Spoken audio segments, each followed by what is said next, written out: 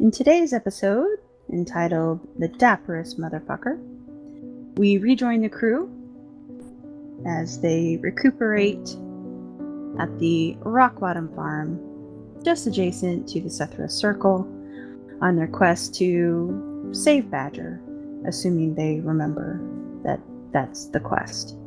We hope you enjoy.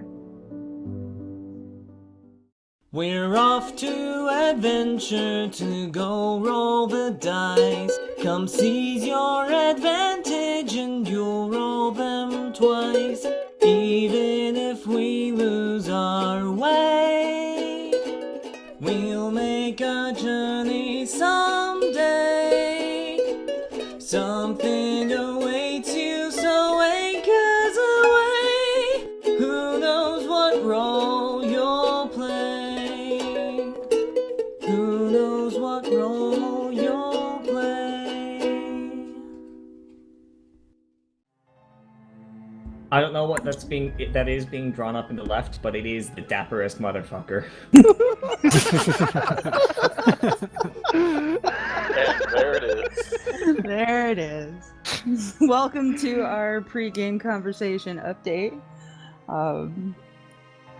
Yeah, the dapperest motherfucker it is. Alright, to recap what happened in our game, and not the world of Pokemans, which is not a thing in Iyith, that you know. Last we will session... make it a thing. Yeah. Nex was out sick, but we have him back this week, although we will be losing him next session and for quite a little bit of time. So we'll have to... I'm not going to tell you what's going to happen, but don't worry about it. It'll be taken care of.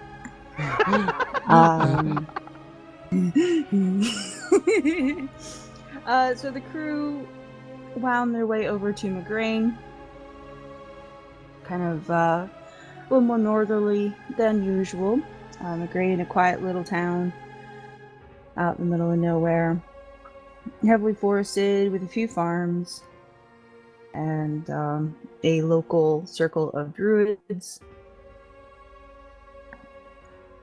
They got to go to the local inn and make friends, quote unquote. Let their bard be their face for once. As opposed to the completely non-social folks that are usually their face. We're social, just differently social. Differently social. Got minimal information. Went scouting. Broke up into teams because that always goes well. Yeah. Got to kick a little bit of butt before we ended the session. Unfortunately, during the butt kicking process, Lily gained an extra level of exhaustion. And But she didn't Davynn get turned to is stone. paralyzed. She did not. No more so than usual. Just He is exhausted still- and paralyzed. Yeah, slightly exhausted. Still the same amount of stone. But Davynn, who got a face full of Falarun toxin, is paralyzed, unfortunately for him. Oh my god. Sorry, I'm trying this time. Nex is an extremely popular man. I silenced my phone, we're good. Okay. So, we will pick up here outside of the farmhouse, where there was a midnight scramble in the middle of the night that led to the grand battle of paralysis and exhaustion. Split from the party is Alana and Hildreth, who were examining a burlap sack in the upper recesses of the barn, and they were about to put a hand in, and that's where we cut. So we can either start with the farmhouse, or we can start with Lana and Hildreth, whichever you guys prefer. Weren't Lana and Hildreth at the farmhouse? They were, but they were in the barn with the sack. We're in the bar. Yes. I want to poke the sack. Okay. I never No one thought I'd else hear a is going to lesbian state say a that. preference. All right. So, Lana, did you want to put your hand inside the burlap sack? Of course. All right. So you do. Hand inside the burlap sack. Again, it's about the size of a human head. Feel fairly solid from the outside. So you place your hand in, and you feel it could be very rough leather, possibly skin. Definitely some bristles going on there. And as you feel around, your fingers run over could easily be ears. As in sticking up triangular-ish ears, not people ears. Can I, pull the sack down a little bit? Mm-hmm. Move burlap. Alright, move burlap. And you're looking at the upper half of what appears to be a pig's head. Uh-huh. Fairly sizable. Hanging from the roof. Mm-hmm. Uh-huh. Hildreth? Yes? Is this normal farming behavior? I don't know. I've never been on a normal farm. Shit. We need Davynn. I bet he's fine.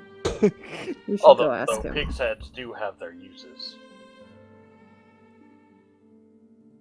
Do you normally hang them from a sack in the ceiling?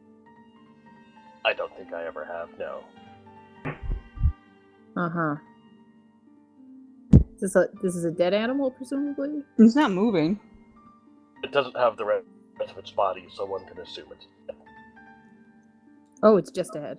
Yeah, it's just the head. Oh. Yeah, the sack is only large enough to contain the head. Yeah, it is. It is a head. Do you want to take the sack off completely, or just leave it Yes. masked? Okay.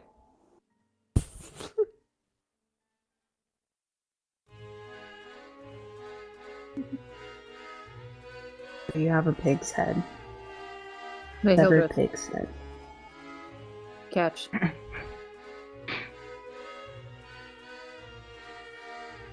Are we just playing catch with a pig head now? No, I was just gonna hand it to you and then keep looking around. Okay.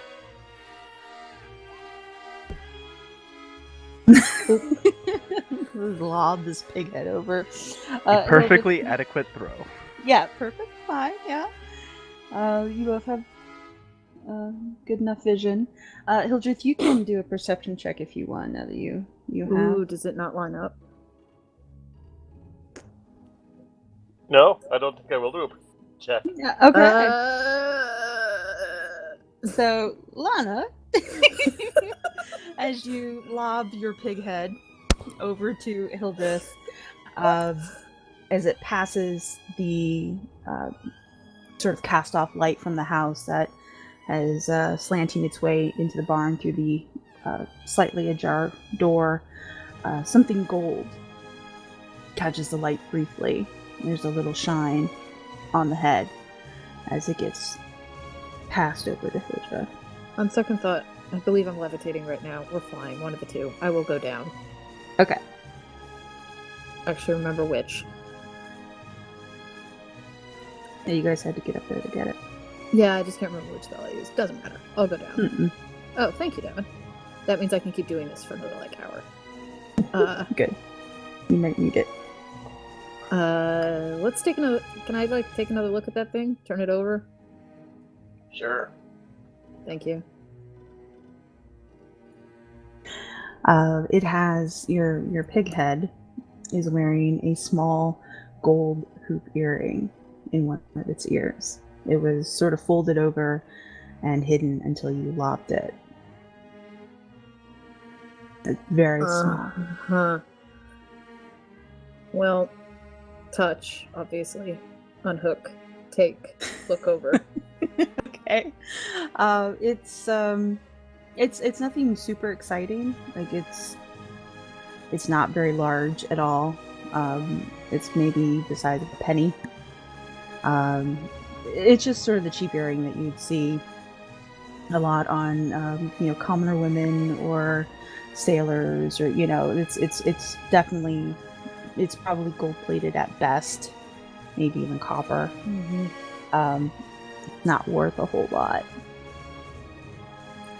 I'm gonna just run hands over the pig head again, make sure it like lines up and doesn't seem like there's an illusion on something. Caressing the pig head. Yes. It seems to be a pig head. Totally fine. Just wanted to check. Yep. Yeah, it everything seems to match up. Forget All my fine froggy here. memory. Were there multiple pigs? That was this was the only bag you found. Gotcha. Huh. I'll have to ask Davynn if this is like normal farm. I wouldn't know. I don't remember any of the farms where I grew up doing such things. Yeah. Alright. That was a little weird. Don't know why they hid this. And this is gonna be a weirder item to add to my bag of holding, but like, shit happens.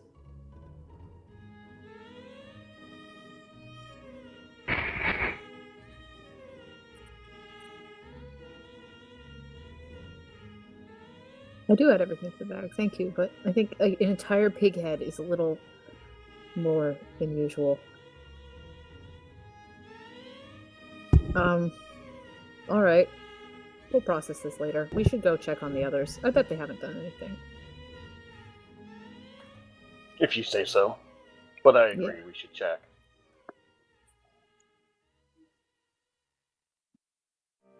Alright. Okay, so from your vantage point, you get to see the commotion that's going around in the barnyard, which is effectively this group of men, 3 men carrying a 4th, towards the farmhouse itself, which of course all the lights are on now inside the farmhouse, casting all manner of shadows across the barnyard. The animals themselves are fairly freaked inside, not only the barn you're in, but from the sounds of it, the neighboring barn. But you don't see Davynn,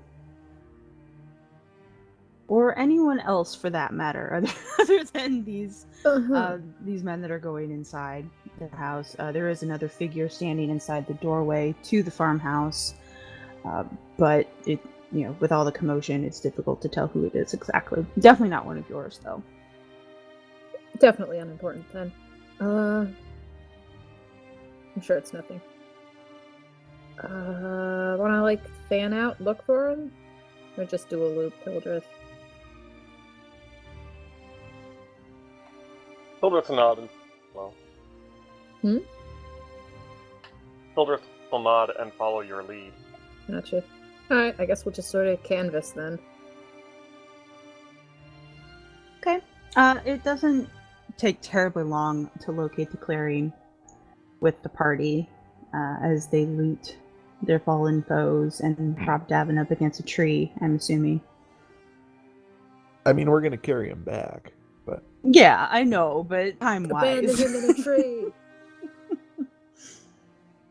Yeah, so you're able to all converge in the same minor clearing of battle. Everyone is once again in the same place. Is Davynn taking a nap? Seems like a kind of bad time if you ask me. He's paralyzed again. Oh shit. Really? Yep. Also, wait, what do you mean again? He was paralyzed that one time. Oh, right, you weren't there. Yeah,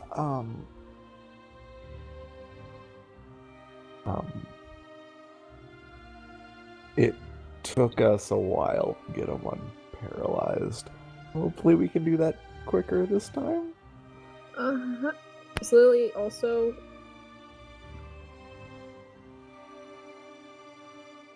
Did we bring the painting with us? Maybe we could put him in the painting and talk to Tarkil. He seems like a guy who knows herbs. I always have the painting. Is my sister also paralyzed? No. I don't think so. Okay.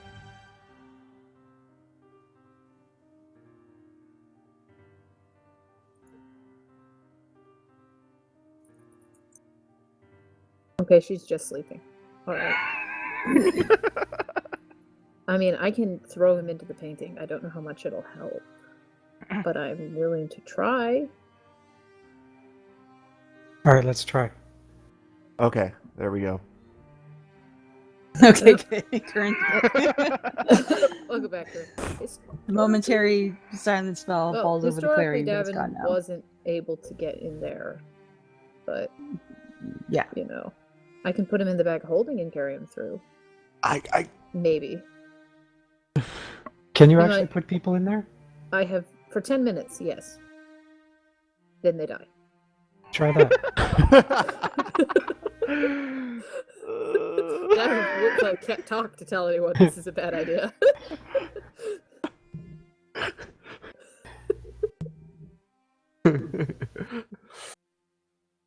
Okay, Davynn, so do you think this is a good idea? No, Kern, I don't think this is a good idea.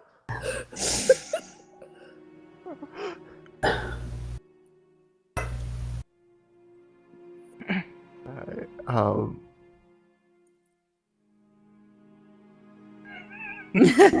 So are you gonna put him in the bag of holding or in the painting?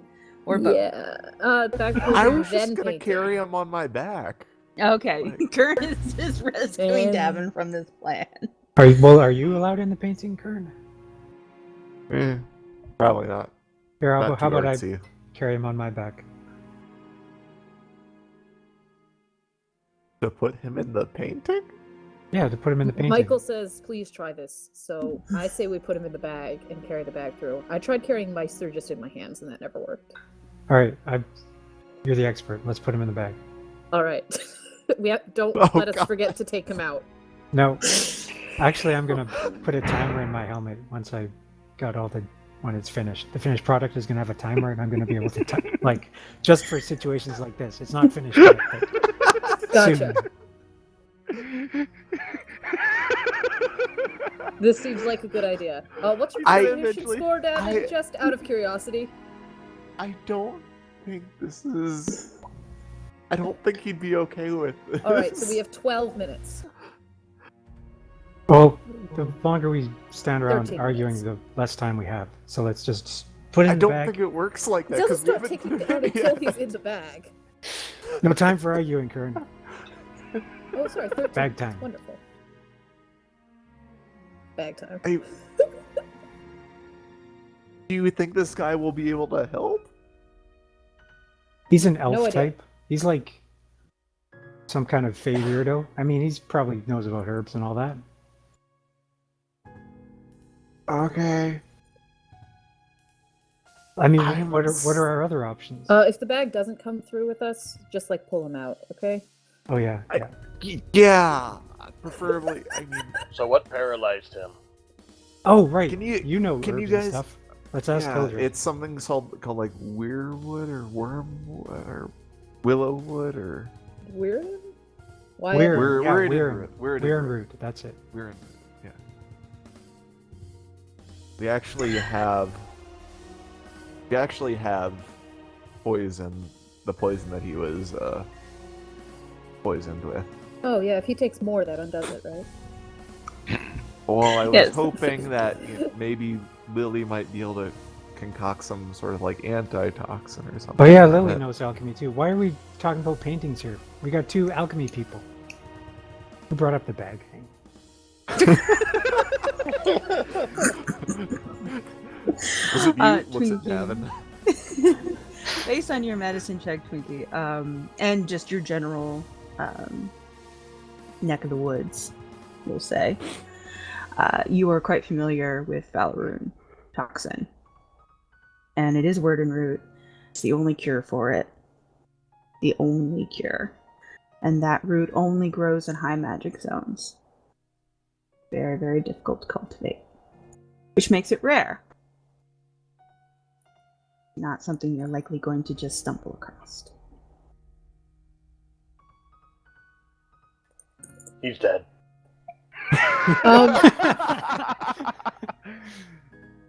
Technically, wouldn't the painting count as a high magic zone? Yeah, I was thinking that too, but I don't think Hildreth shared any of that with us. So I The want only to point cure out is that We we foul. kind of know this. that. This isn't Yeah, our we know first all time this. dealing with this shit. Concentrations of high magic. It's quite rare, and I don't have any on me. So he's probably dead. All right, let's go on the painting. Yeah, see? I'd like to point out before we went off on this trip that as soon as I heard that Valorune might be involved, I went looking for some, and Iri was like, "No." Nice. Yep, because you aren't in the right area. It's hard I to know. find. I know. That people kill over this stuff. The Falaroon in particular kill over this stuff. And they kill with this stuff. Yes, they like it a lot. Well, when we find some, we're stockpiling this shit.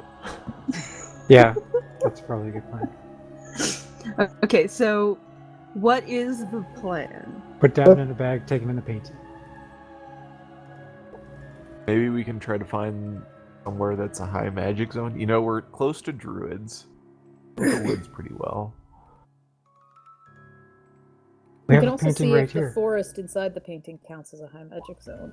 Yeah, you can go and ask if he It could can't let hurt. Davynn in, Yeah. or just go in the painting and see if there's any.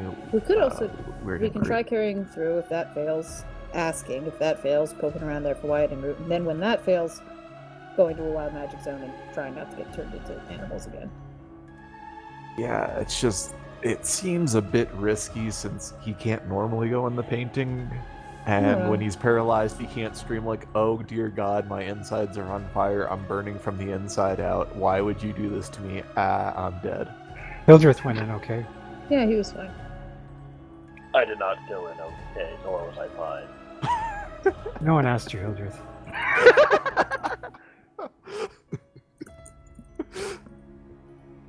Maybe you guys just might go in there first and ask if there's any word in, or if there's not, then there's no point in, like, bringing him in. If there We is, can you guys try, can go though. in, go out, and then try to bring him in. Fine.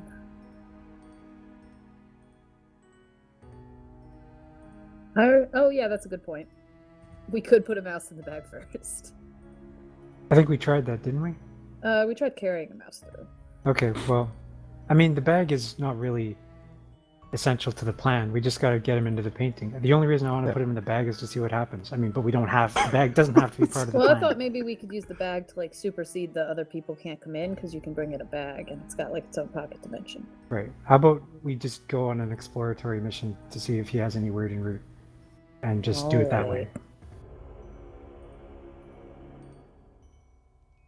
Otherwise, we'll be here all night throwing mice at the fucking painting. I propose just starting with that, but yes. Yeah, well, I do too, but I mean, And we're half of the people who are currently conscious. I'm just saying, I really wouldn't want to risk his life.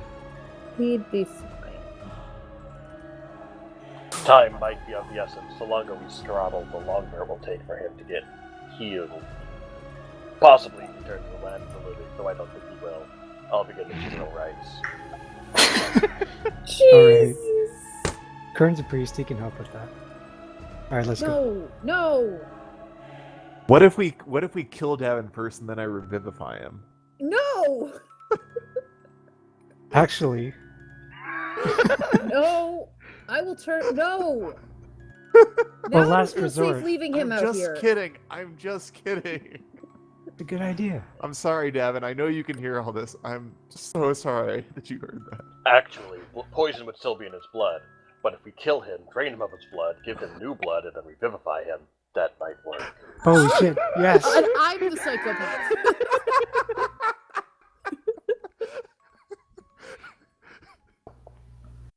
That's some science right there.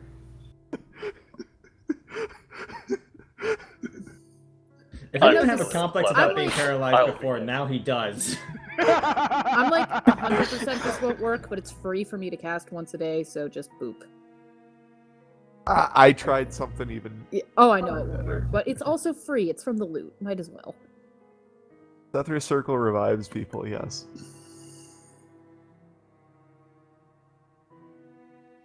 Oh, so you're suggesting we do kill him? Okay. Oh. DM's on our side, we win. Yeah. Just in case you forgot. Last resort, though. Let's Goddies just are a start with the painting. tiebreaker. I mean, I can too. Maybe I haven't tried it. Yep. Guys! No! I know. Kern wouldn't actually ever kill Davynn.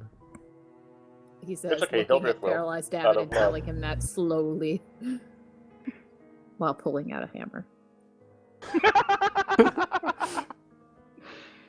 He'd just temporarily relieve him from the stress of this mortal coil. Right, so what was the plan? Painting, I think. You guys Right. go look for weird in the painting. I will. I don't know. I could try to scry on weird, and I've got locate object, but that's only within 1,000 feet. If Oh. we're going through a wild magic zone, that's gonna ping like hell, and probably not work.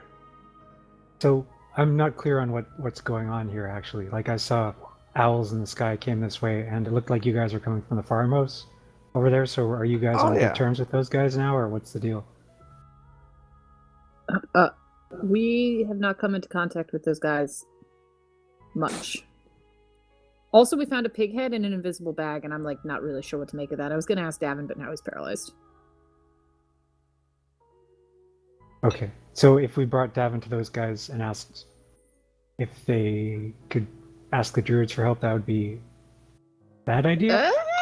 They seem a little worked up right now. Also, they just seem worked up. All right, so let's do the Yeah, painting. they got one of their people got attacked by the Falarin. That's why we ran over here. And by we, I mean Hildreth and no, not Hildreth. I think it was just me. You and Davynn. Davynn. Yeah, Davynn and I, yeah. It's been 2 weeks. God. All right, painting. Yeah. Let's go. Luska Okay. do, weekend too. So, we're putting Davynn in the bag. I don't I- think Yeah. so. I think I don't there's too think much so. resistance I got against shot that. down, sadly. Okay. So we're just walking Davynn into the painting? No, we're leaving Davynn behind for now. We're just me and Lana are just going Just in you to ask and Lana. To my Tarko. tremendous regret, yes. Okay. Yeah. We are not experimenting with Davynn's life. Okay. Which is funny Yeah. because I know. Lana was I so know. opposed. Lana was just so opposed to straight up killing him, but she was okay with potentially killing him. It's very For different. science. For Yeah, science. completely different. Lily should understand for science. Come on. This isn't Lily talking. Lily's still napping. Yeah, Lily does need a nap, that's for sure. She's very tired. She got a face full of Falarin acid too, or poison as well, but But I rolled well for you next. And Thank one of you. your characters is not paralyzed this time. I appreciate that. Exactly. Because Just, if I had you rolled, know. it would have been horrible. Slowly stonified. Okay, so Xylund and Lana decide to approach and go through the painting, which is always a very disturbing sight for the people outside the painting because they're there and then they're not. And then you can kind of see them in the foreground of the painting as very, very small representations of themselves, but sometimes they get sort of twisted up and swirled as you stare at it. So it's best not to stare at the painting once Xylund and Lana get in it. But you two do enter without issue, and you're standing in the generally twilight background of Tarkel's domain.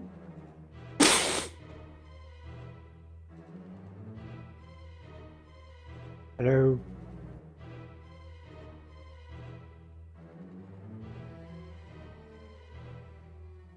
Oh, Lana plays her song. And Tarkel emerges slowly from behind the trees. Oh, for science, I'm gonna pull a rat out of my hat. See what happens. Oh, okay. Pull a rat out of your hat of vermin. Yeah. Okay. So you pull your rat out, and for a moment it's there. And then are you like gonna hold it, or are you gonna put it down on the ground? Well, I'm gonna hold it by its tail for a little bit to see what happens. Okay. So as you hold it by its tail, it comes out a fairly sizable brown rat. Probably the closest you've ever held a rat to you before. Yeah, well, I'm holding it at And- arm's length. Yeah. So, for the first 5 seconds, it's just a squirmy, squeaking rat. And then it slowly turns gray, starting with its paws, and becomes almost like, again, a photo negative. It starts out as gray, but still fairly realistic.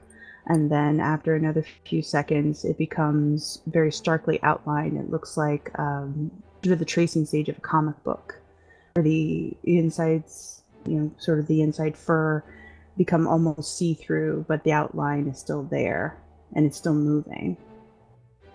It becomes heavier and more defined, black and white strokes, until it eventually sort of turns itself inside out, color-wise. The grays become white, become dark gray, become nothing, and there's nothing left in your hand. Nothing left in my hand. No. That's kind of like what Hildreth said he saw. He said he saw everything Kind of. reversed. Except he continued to exist. Yeah. That's weird. Yeah. We should try with Davynn. Self-destructing rats, though, that's pretty cool. No plague. Sure. Alright. So Tarkil does come out after your rat experimentation. Did a rat bamf outside the painting for the others No. that are outside? No rats appear outside the painting.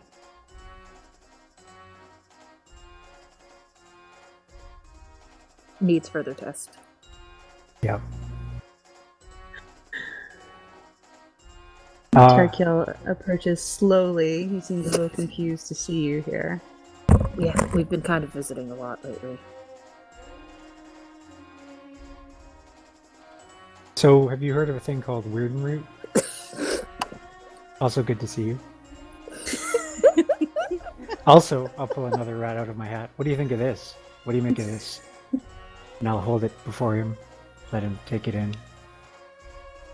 He doesn't seem startled by the rat, nor does he react as the same sort of negification and disappearance act appears to happen to your second rat.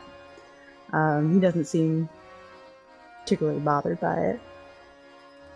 He just raises an eyebrow a little bit.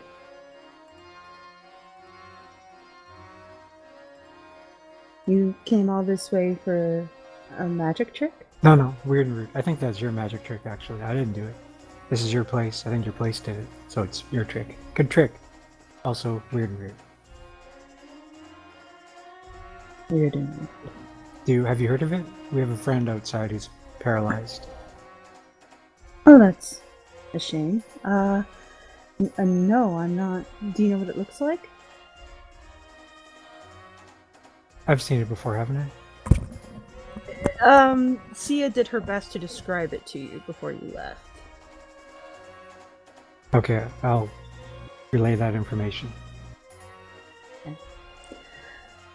It sounds beautiful, but I must admit I've never seen it.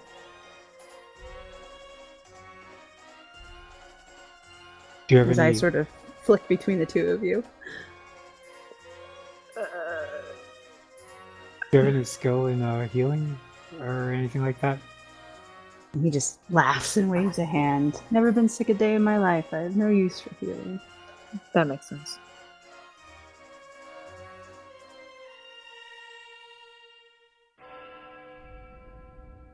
Alright, well, it was a long shot. Sorry for bothering you.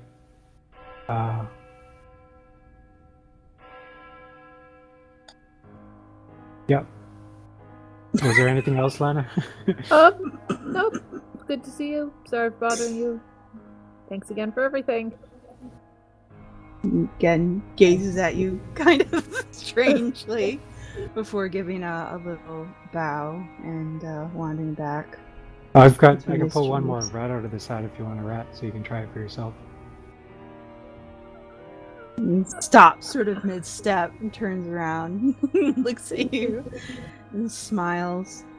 makes a slight gesture towards your hat of vermin, and the entire brown leather garment becomes a massive rat as you hold it in your hand. You just turned my hat into a rat? Mm-hmm. It's a gigantic brown rat, and it's not happy, and it's about the size of a badger. Well, I dropped Hell it and yeah. I draw my Nope. mace and I No. fucking beat it to death.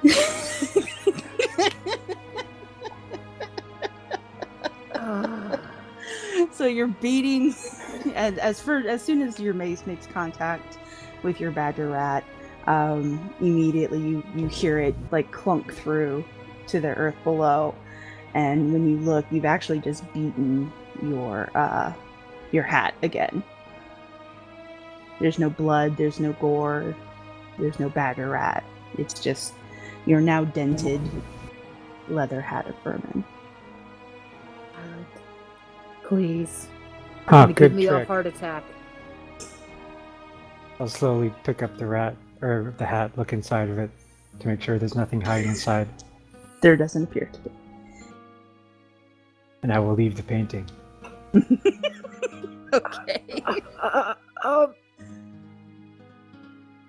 Okay. I'm gonna give just an apologetic look. And I guess Yeah. I'll just go. kind of laughs and wanders back to his trees. Sky darkening as he goes. All right. I don't think he was happy to see us that time. He seemed a little bit testy. We are kind of showing up a lot. I guess. I think I should probably not go next time. I think he might be getting tired of me. Yeah. All things considered, maybe that's a good idea. We really should have brought Davynn through. Anyway. Yeah, I know. Cool. Don't you have like some kind of like you're a bard, like magical Yes. ways of persuading people? Because I mean, next time we want to do science, if you could maybe work that stuff on Kern. You mean mentally compel my dear friend into doing something he doesn't want to do? Well, that's, I mean, not in those words. But in those actions, yes. No. I'll talk to him, and out of character, my scores are high enough that if he was an NPC, it's basically the same thing. But no, I'm not gonna magic Kern. All right. Just a thought.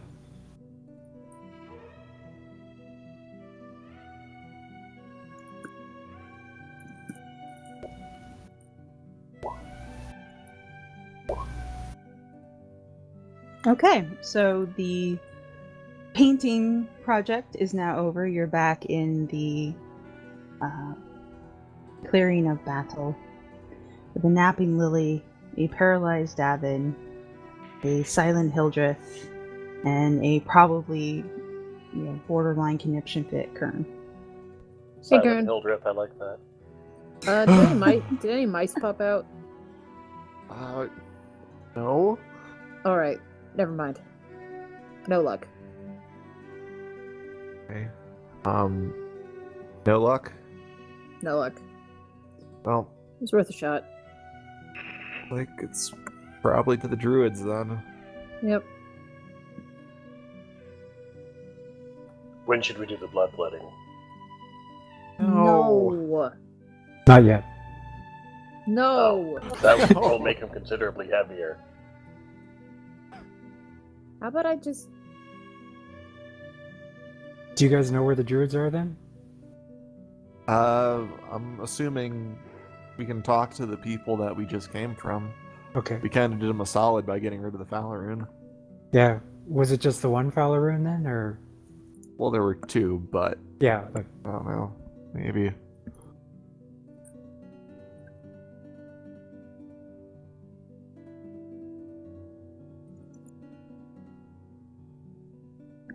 I don't Okay.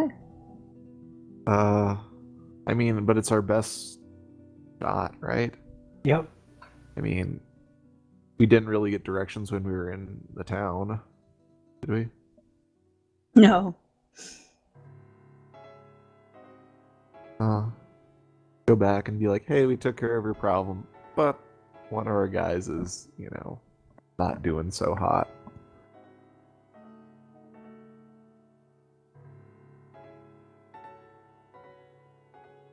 Let's head back. All right. So the crew, Wakey, Lily. say rouse Lily. You What? still have that telepathic bond spell, just out of curiosity. Yes? You want to let Davynn not go crazy.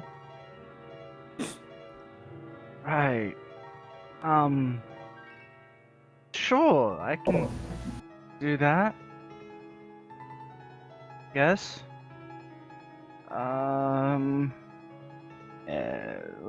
Where's my bag? I need my bag. Here you go. Thank you. Start setting up the ritual circle. Have everybody take places within specific circles. Tell Kern to prop Davynn up inside one of them. Gotcha. And then establish a telepathic bond between all of us. You can talk now, Davynn. Thank God! Hi. Oh God! Alright. It was almost just like the dumpster again. No need to shout, Davynn. We can all hear you. Oh, my headache. Sorry, it's just... I thought I was gonna be paralyzed for weeks again, like I was last time. Kern had to, Last time? Yes, last time. This is the second time Fowler would have paralyzed me. Yeah. That sounds like bad luck. Kern basically they had to really- make me like baby food Yeah. for a bit and just spoon feed it to me. And Oh no. An unintentional flash of a mama bird, regurgitating food into somebody's her No! baby's mouth, just like flashes. Well, that's rather disgusting. Yeah, but to keep them alive, that's kind of what we had to do. Davynn. what's up? I'm gonna tie you to the horse because I control the horse mentally and you can talk to me mentally, so maybe you can pilot it in directly? Okay, I guess. It might work? Tie me to the horse how? Like, if I end up upside down on the horse... I'll fix it if that happens. Okay, if you say so. Alright. Give Davynn the teeniest bit of independence. I take it as a little bit of comfort that this is not the most embarrassing situation you've seen me in. Probably. No, not even close. Okay. Davynn is secured on his horse. Telepathic link established. So you can at least talk to everybody. Flying horse, yes, of course. And we're headed back to the farmhouse? I believe so. Okay. And again, you're not that far. Once you've arrived to the barnyard, things are a little more calm. The house is still all lit up. People are still clearly awake.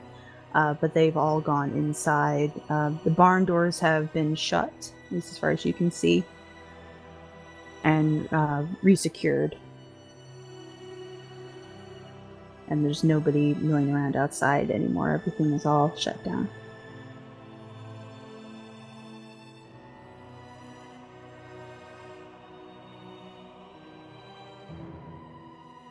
Continue on. Who's going to be your face, if anyone? Who's going to Not- knock?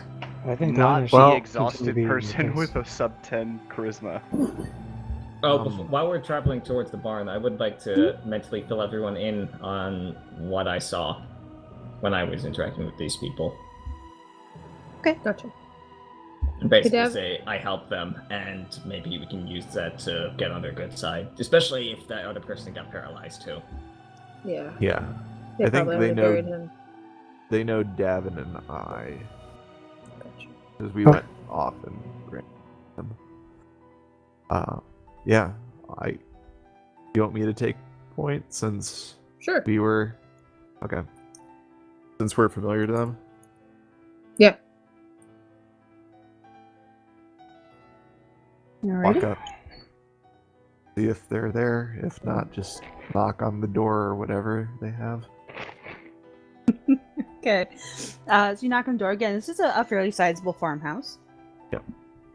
2-story. Surrounded by fields. Everything's in really decent repair. It does take a minute or two for the door to open.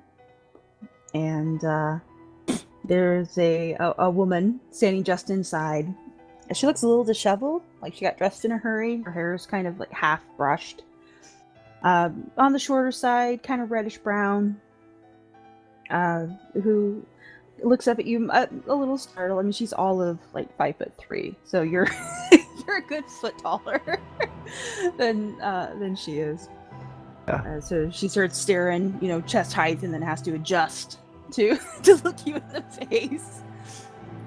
But she tries to put on her best guest smile. Hello? Hi, we saw that a couple of you folks were having problems. Somebody got attacked outside. She seems a little hesitant, but from behind her comes a male voice asking who's at the door, and walking up behind her, there's definitely a family resemblance going on here. Same sort of complexion and hair color. I think we lost somebody. That's probably Noel. That is not. It is Noel. Okay. Yeah, same hair color, same complexion, same kind of build, a little taller. And him you recognize as the leader of the men. He was the one who was walking ahead with the torch. And he steps up behind her and sees you and says, it's okay, Kit. It's okay, Kit. And kind of pushes her out of the way a little bit. You're back. Did you... He lowers his voice. Did you catch him? Did you... Yes, we caught them.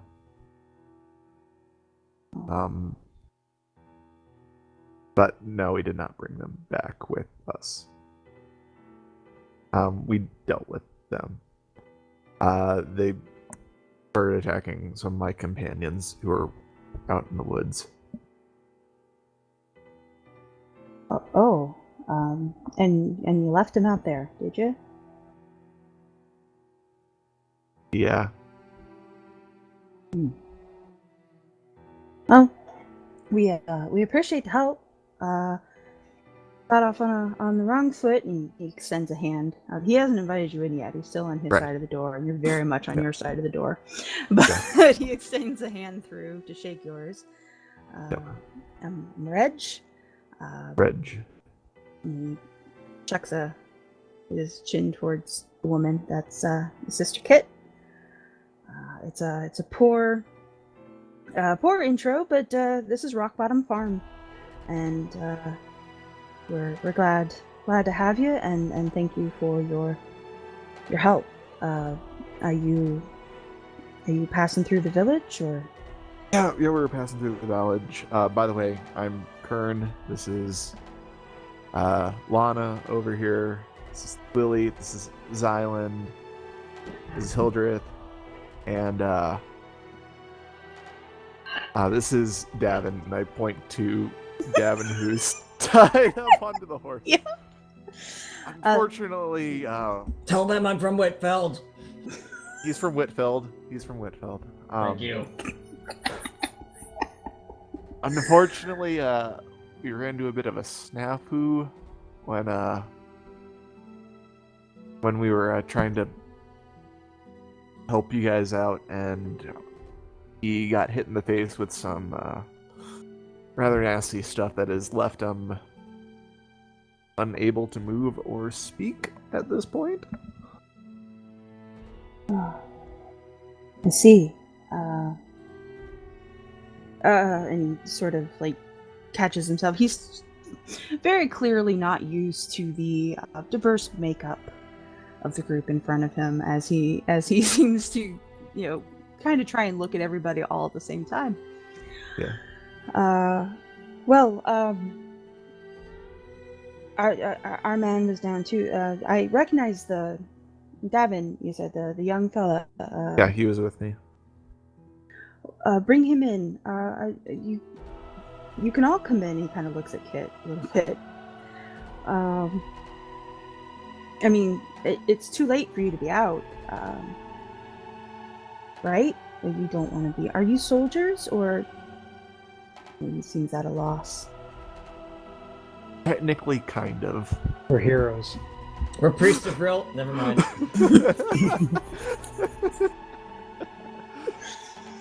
Well, Sort of.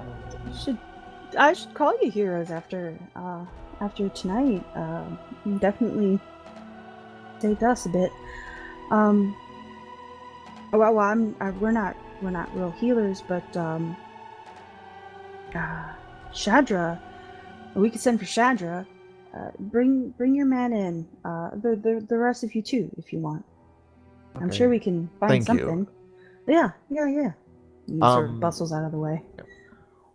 And I pick up Davynn and lug him over to wherever they're keeping the other guy as well. Yeah, Speaking Kit, going in my mind, it's like,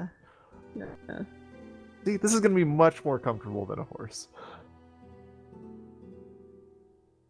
I agree. That was terrifying. I didn't realize how scary riding a horse is when you can't engage your core. Yeah. Or always engaging your core.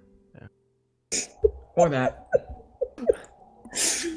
The Kit does lead the two of you to a what seems to be the only actual guest room in the house. Got 2 beds in it, and in one bed is the man that was injured, and the other 2 men that were dragging him are still in the room, seated nearby, kind of looking over him a little bit.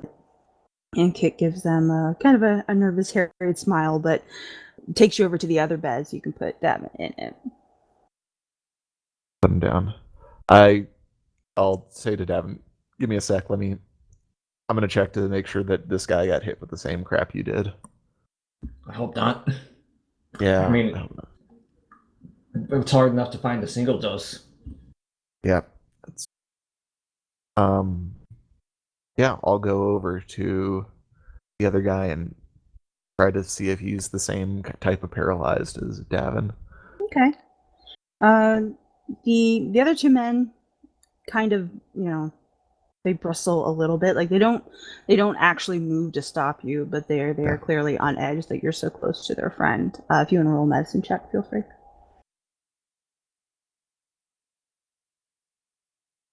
Oh, it's not a spell that I can cast. No, it's a skill check. Okay. This guy doesn't seem to be paralyzed. He is able to flex from what you can see, like his fingers are flexing in his sleep, and doesn't seem to be paralyzed. He is pretty messed up though. His leg is badly damaged. It's been splinted, but not very well. But clearly broken. He's got massive gouges along his chest and his arms. And he's lost quite a bit of blood.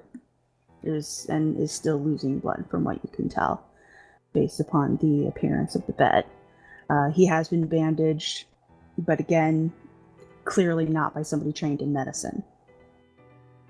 I'll look up and look at them and say, do you mind if I try something? And you sort of look at Kit, and Kit sort of tiptoes up behind you. Well, what do you want to do? He doesn't look nearly as bad off as my friend over here, so there might be something I can do. I suppose. Are you a druid? Yeah. And I will try this on him. Okay. See if that helps out a bit. Oh, I wish I rolled this for you guys. Only NPCs get this much attention, guys. Well, like that good of a roll on. Yeah, I know.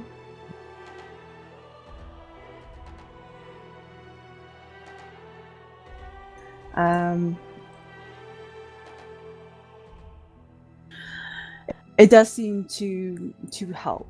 The bleeding subsides, and he seems to be resting a little more settled than he was before.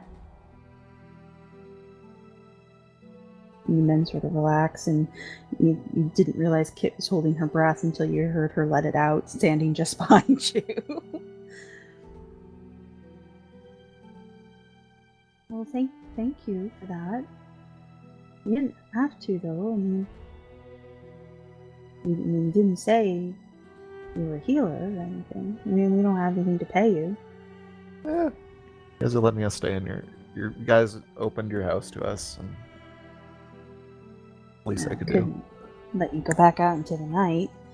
It's not safe, clearly. Yeah, it isn't. You were talking about somebody that you were gonna call Serinda or Shadra. Sadra. Yeah, Shadra's she's our healer. She has a home not far from here, about half here, between here and the circle. She's not one of them, though. She's not the learned type necessarily, but she helps, and she's a good healer. I should go get her. Actually, let me go do that. And she sort of scurries her way out of the room. Okay. Now the rest of you, Reg has sort of taken you into the main parlor, where there's a big old fire going. There's no actual beds or anything in here, but there is enough space that you could all make do on the floor if you had to. Lily claims the spot right in front of the fire. What you gonna say, Sid? I wasn't gonna say anything. Okay. So yeah, Reg is basically sort of sitting in his room with you. He's not quite sure. He attempts small talk a couple times, and then it just sort of fizzles out. He looks very tired. He's not really sure what to do with you all. Yeah, he keeps looking at Lana and Lily in particular. Tries not to look at Hildreth too hard, and he's not sure what to do with this crew. Have you seen a dwarf pass through this area lately? We get dwarves, of course. Yes, sure, all the time. Mm-hmm. I describe Badger as well as I can to him. Oh, I think so. I don't know. I mean, he might have passed through. I might have seen him in town. It's hard to tell when the circle's got a processional going, who's who, and the town can get certainly congested and all. But yeah. But maybe. How often do they have processionals? It used to be once a year. Now they seem to do it about every new moon. Sometimes sooner. What's the moon looking like right now? Oh, you guys are in the new moon. Pardon? You guys are in the new moon. Oh, we are? Okay. Yeah. So does it happen at night, this processional? Oh, no. Always during the day. No. The druids, they prefer not to be disturbed at night. That's why we generally don't, like folks to wander out that way. Just respect. Yeah, for which them. way is that way, just so we don't accidentally wander that way? Oh, off to the east from here. Okay. You can't possibly miss it. It's past the stone circle, you just follow the river to the falls. Oh, And, okay. it's right there. Easy as pie. That is Can't- the smoothest thing I've ever seen Xylund do. So this processional, where does it, like it starts in the morning and sort of goes through town, then goes towards the druids, or how does that work? Usually a druid will come to Migraine, collect the faithful, you know. Sometimes hear a petition, sometimes not. And then once they have lined up who the chosen's going to be for that processional, then it's a fairly long parade down through the river and back to the stone circle, and there's singing and prayers and usual. That'll be happening Customs. tomorrow, probably. I haven't seen anyone come out of the circle, so probably, or maybe the next day. It's hard to tell. Can't rush, you know, that sort of thing. I'm sure they have to consult and plan, and they're generally left to their own devices. Do they generally just, when you say they pick the favorite, do they just stick to dead people, or would they be willing to maybe take a look at Davynn here? Your friend, well, I'm sure they would. You don't have to be dead necessarily. I mean, they watch over the lands. They watch over us all. I'm sure they would be happy to help. If he does happen to pass, then he would be a good candidate, since he did do a service for the community and all. Hopefully it doesn't come to that, of course. But they are skilled healers. Couldn't hurt to ask, I imagine. How do they pick the favorite? Oh, I'm sure there's some great plan behind it. I don't pretend to understand it myself. Not a learned man.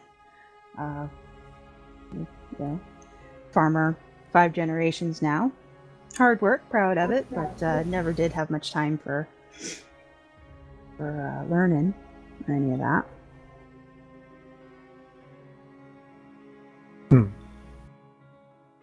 Oh, thanks. Oh, what? The name of your place, Rock Bottom. That seems kind of bleak. Like, is this your rock bottom? Like,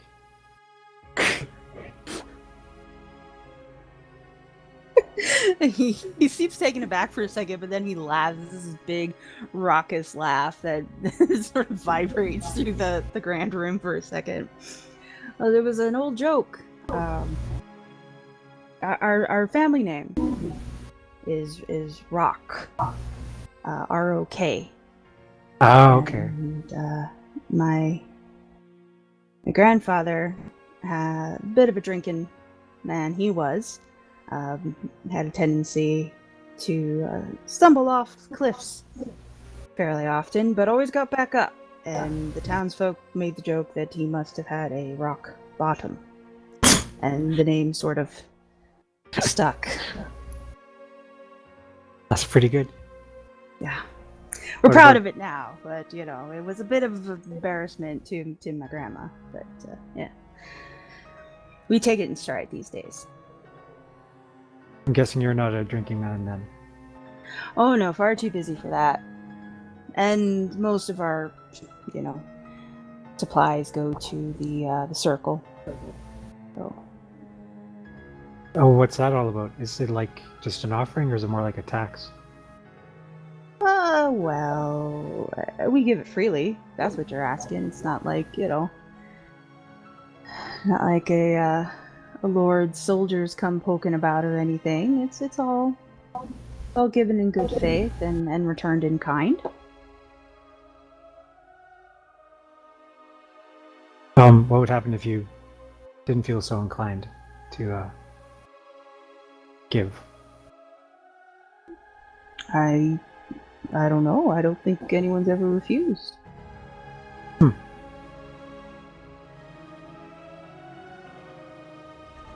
make you offers that you just can't But all this prattling on, it'll be dawn before we know it. I haven't seen Kit, but I believe I know where she keeps all the spare linens and such, if that would be amenable. Oh yeah, sure. He bustles his way out of the room to go collect some bedding for y'all. Seems like a nice guy. Shame we're gonna have to kill him.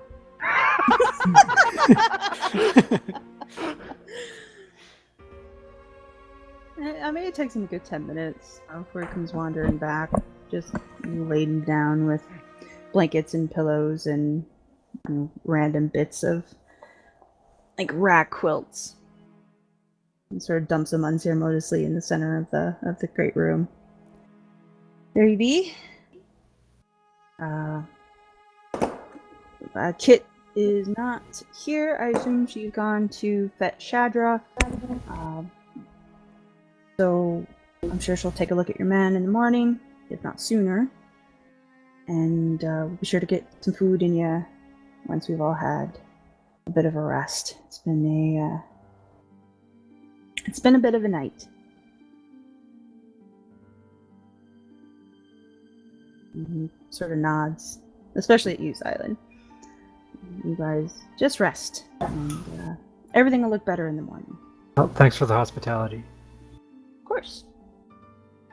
He shuts the door to the great room. You can hear the heavy boots fall away. Alright, so I know this started off as a joke, but I'm starting to think that maybe killing Davynn is a good idea. Because we can kill like multiple birds with one stone. No, Xylund, I can hear you. Xylund, objections. Because we can infiltrate this, we can get, like, it's up in the air whether or not they'll treat him if he's simply paralyzed.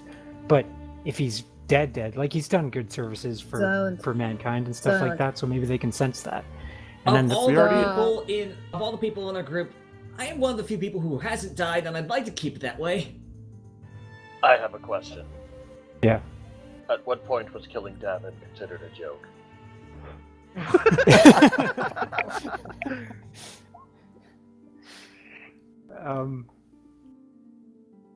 Okay. I'll just let Lana explain jokes to you. Definition, not that.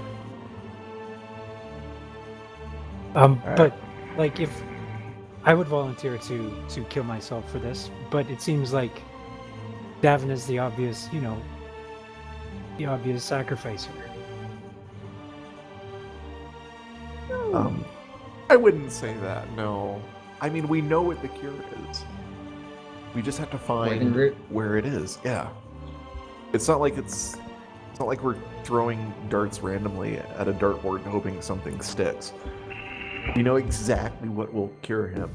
We just don't know where it is. Last time it was just as simple as going to Camp Finalis. So if that's what it takes, then that's easier than killing me, I hope. Easier for who? Camp Finalis is so far away.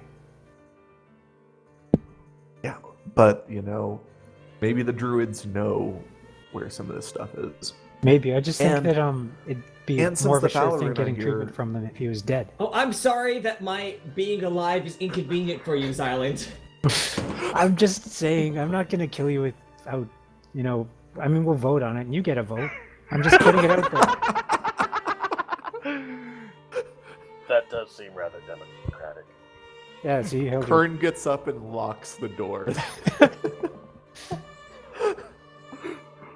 Because he's still in there with Davynn and the other person. No. He's... Yeah, Kern's still with Davynn. He's not in the great room with you guys. He's communicating telepathically.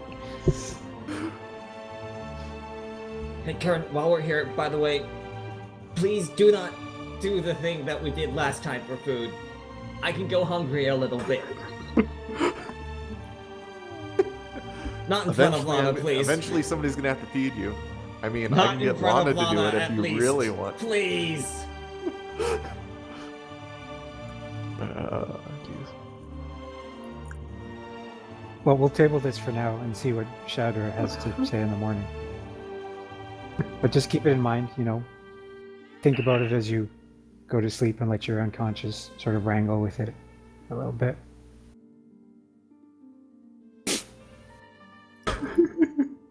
Lana can definitely hear this. Yeah, I don't think telepathic bond has a filter on it. I'm Okay, pretty cool. sure. It doesn't. It doesn't. Not only does it not, but even if it did, Lily is kind of conked out, so she's just broadcasting. Yeah, I don't think you can one-way channel that. I think it's a total bond.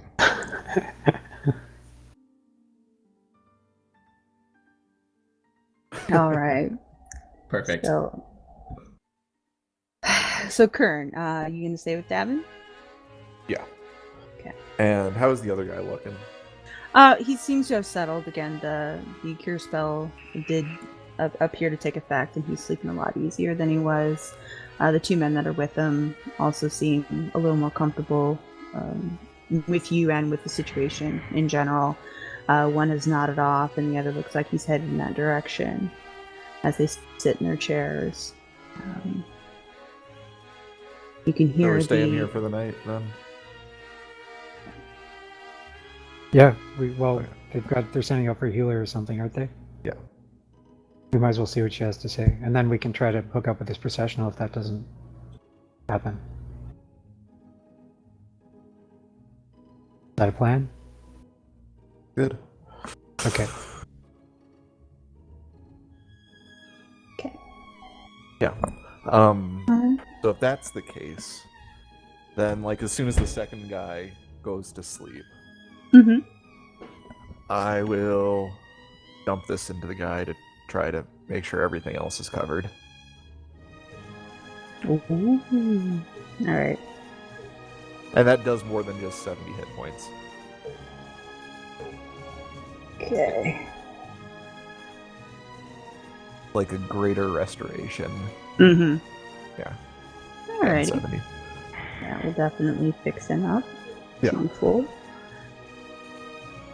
So as you cast your spell, or have finished casting your spell, the heavy footfalls of boots approach the door, and Reg sort of, cracks it, puts a face through, sees you, gives you a little bit of a smile, looks over, sees both of his buddies are asleep, and quietly enters and kicks one awake, the one that's closest to him, and just sort of grabs him by the collar and hauls him out, shutting the door behind him. Alright.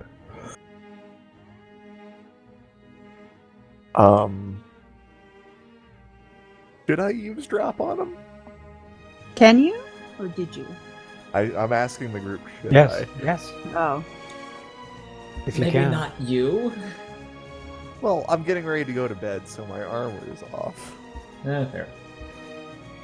So I only have a +0, not +0 and disadvantage. Do it. We could send Lana to eavesdrop, or Hildreth. How sneaky are you, Hildreth? I'm not, but so I is- am. Oh yeah. If Send him. somebody- I can stay far enough away to read lips, which I haven't used since the first session. If somebody wakes Lily up, she can send Natalie. We have a ghost. This guy has an invisible ghost he can send. Send your ghost. Fine. Okay, I'll let you guys know.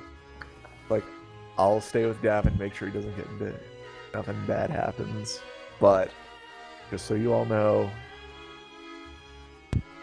Reg just took some guy out, and they looked like they needed to talk. So, you would He's like talking to, time. you would like to go Yes. talk, listen in on them, Yes. and I will not use my awesome ability to read lips. Aw. I'm still going. Okay, so who's all going? I think probably the fewer She people. is, and so is better. the bird. Okay. Alright. So you're going to open the door, Lana? Yes. Because both you and the bird are corporeal. For now. For now. Why are we sending other people than the ghost? Like, do I not understand the ghost? Can the ghost not communicate what it hears to you, Hildreth? What ghost? The ghost I sensed. Oh, that ghost. We don't talk about that ghost.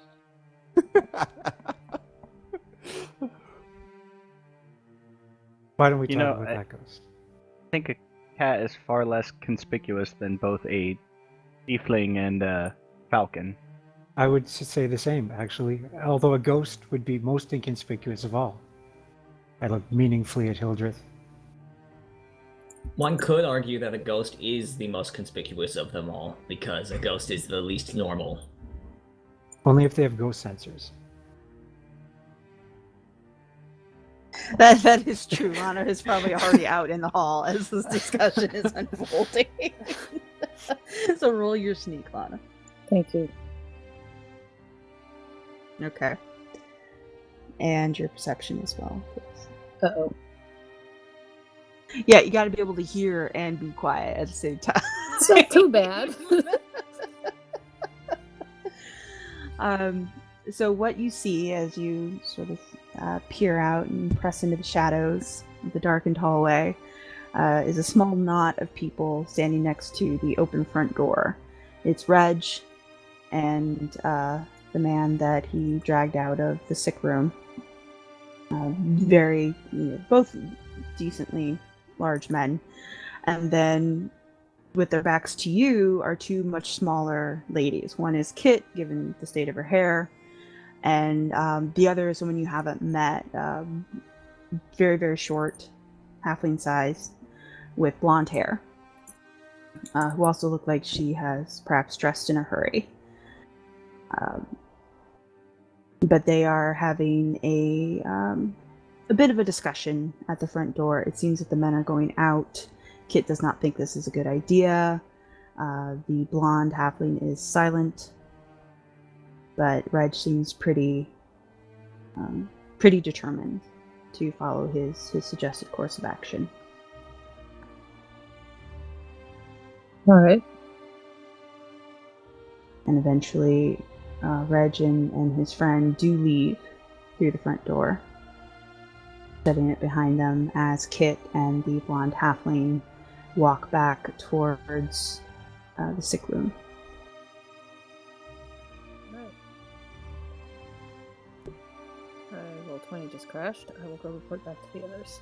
Okay. Report that your roll 20 just crashed. What is this roll 20? I don't understand.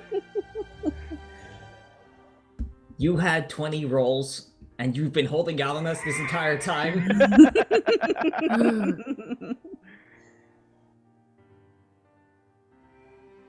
Okay.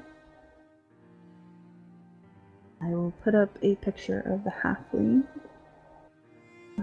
Since Lana, you do kind of catch sight of her as she passes, and then she will appear in the sick room with Davynn and Kern. There we go. See if I can get this to work.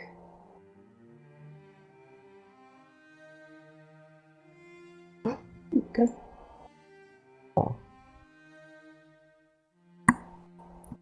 So this little face pokes into the sick room with Kit. And again, speaking in low tones, Kit very briefly points to Davynn and just says, that's the one, and then goes to check the other gentleman that you've healed at this point. Yeah. Perfectly fine now. Yeah, it is like murmuring to herself as in, what the F has happened. So the halfling goes and gives you a little bit of a smile and sort of tiptoes her way around Davynn and appears to be kind of poking at him a little bit and sniffing his hair and in all other ways examining him. Not weird I at all. hope this is a doctor. I hope this is a doctor, or else this is very uncomfortable. Kern, tell me this is a doctor. I give a mental shrug. How did you even do that? How? We can only... Yeah. Alright, fine.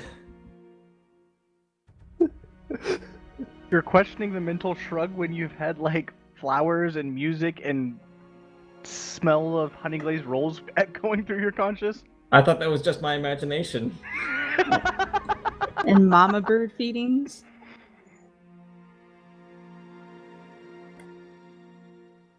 And so the halfling ends her quote-unquote examination of you, Davynn. Poking, she takes your boots off, pokes at the soles of your feet. Oh, that Checks your tickles. eyes. Oh, no, that tickles. Oh, no, I can't say anything move. about it. He needs Listens to weird your and heart for a moment. When she's done, she looks at you, Kern, for a second and smiles again. And then she pulls Kit outside, and they shut the door.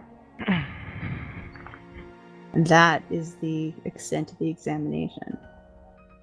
Well, when she finished poking him and stuff, I was just gonna say he needs weird and writ. Huh? Before she leaves, after Okay. she's finished poking him, he needs weird and writ. So look up. Means what now? Weird and writ. Huh? Weird and writ? Is that Never what heard it is? of it. Roots. Yeah, you're saying it right. She doesn't know what it is though. I don't know. I'm not sure that's a thing. 100% I think. Mhm. And she looks at you, starts to look into your eyes too. It's really uncomfortably close, almost nose to nose with you. Did you get hit on the head too? A while ago, yeah.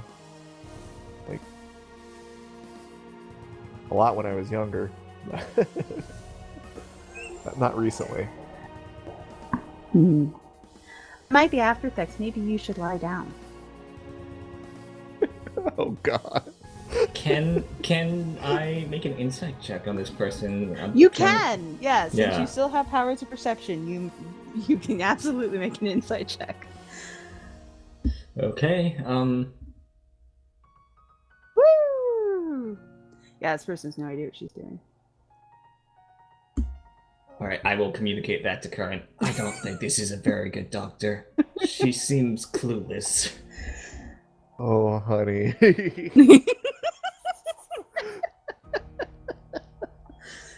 Now, again, Deb, from your insight check, she doesn't appear to be malicious. She's not actively lying or in any way attempting to mask anything. She is absolutely just guileless. She has no idea.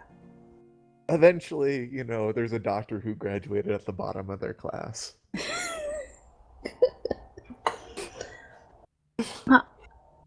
I think you should lie down. Yeah, I'll keep an eye out on him. Hopefully Oh, he's fine. Don't worry about him. He's not going to go anywhere. And she picks up Davynn's wrist and just drops it on the bed. See? That's Ow. not supposed to happen. And she nods sagely at that assessment. So, you could really afford to lie down. Ask her her name, please. She's your Cadra, right? I will type it. Cadra. Cadra. Yep. Yes. Yep, it's me. Damn it. I was hoping that wasn't her. Don't worry. Everything will be fine. You just sleep. And You tomorrow. just we'll one eat more and question. everything. Are you You're gonna wear friendly yourself with? out. What? This isn't even close to me being worn out. Do you know? Are you friendly with the druids around here? Well, I'd like to think we all are.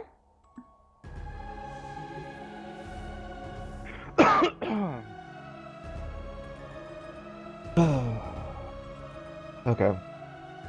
This might sound weird to you, or you might not have heard of it, but do you know if there's any high magic zones around here where things like the trees are just weird colors or anything?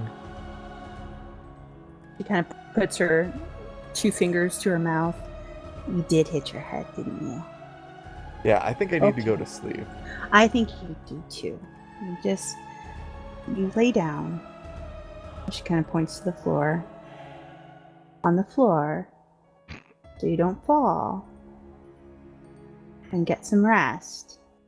And then we'll feed you, and I'm sure you'll be better tomorrow. Kern, I think you are a better doctor than she is. I'd agree to that statement.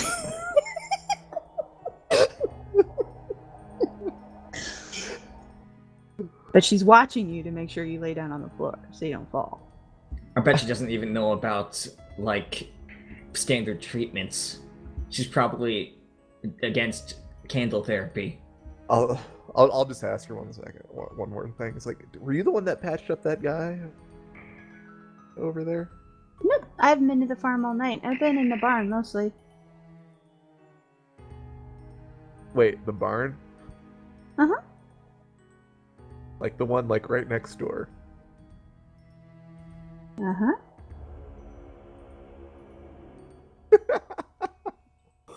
Did you happen to see anything weird going on in the barn? And she looks at you again with a mix of concern and pity. Just animals. Because it's a barn. Does she seem like she's telling the truth and actively believes this? Yeah, at this point, since I know that Hildreth and Lana were in the barn all night, I would like to make an insight check. Okay.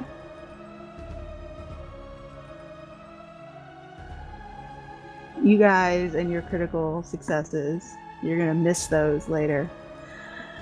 Yeah, no, she's, again, same as with Davynn, she's not dissembling, she's not being deceptive, she is telling the whole and honest truth as she believes it. Yeah. There's nothing about her in her presentation that is suspicious. She seems very open and very honest. Okay. Alright. Well, thank you for your help. Ask her what she thinks about candlelight therapy. It's fine. It's fine, Davynn. I just want to know if she's an anti-waxer. God damn God it, Michael. damn it, Michael. God damn it.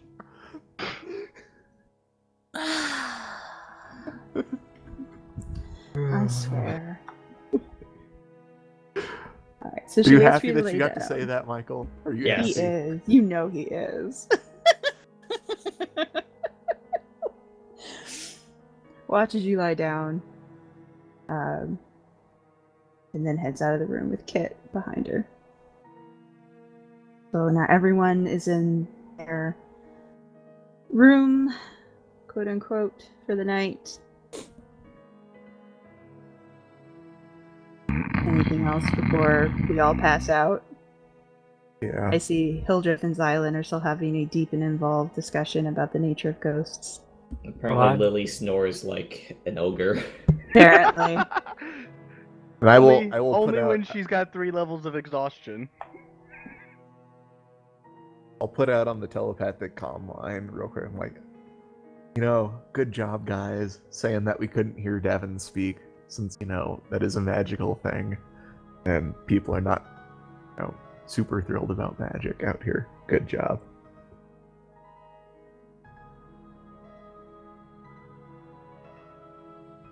That was one thing that we didn't fuck up. Are we doing affirmations right now? I'm down to do affirmations. I think that would be a good team building exercise.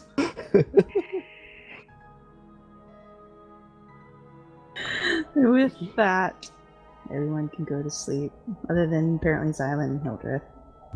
Xylund, I think you did a really good job of killing that one elf. It was like the coolest thing you've done to a single person. You did smash the In holy crap out violence. of that elf. Yeah. Yeah. Thanks. Okay, now it's your turn. What are we doing? What? Affirmations. We have to say a good thing that everybody did during the last mission.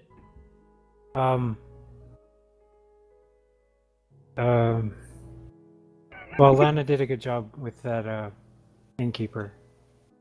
Or whatever. Earlier. Good job, Lana. I'm busy now. Go away. Okay.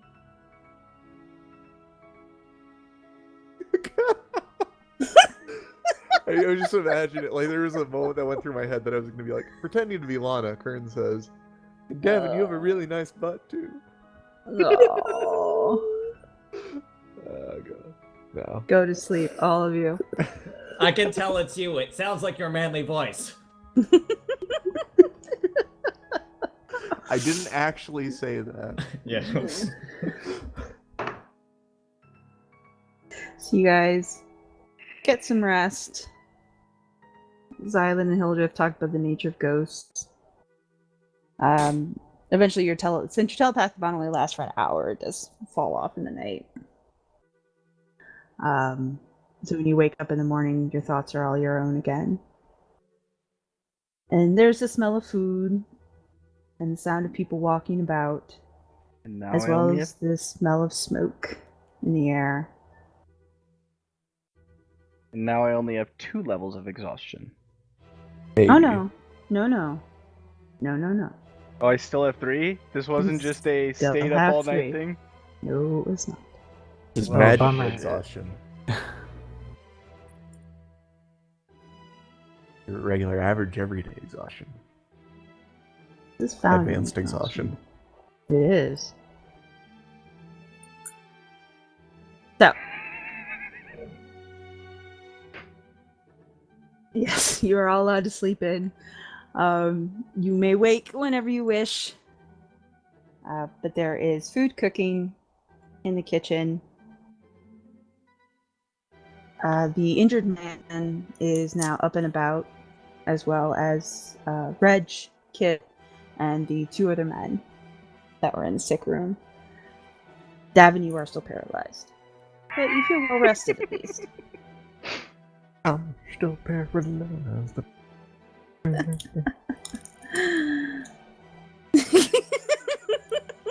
Silent. This guy is like a bottomless well of goddamn riddles and shit. I know, I love it. And paranoia. Yep.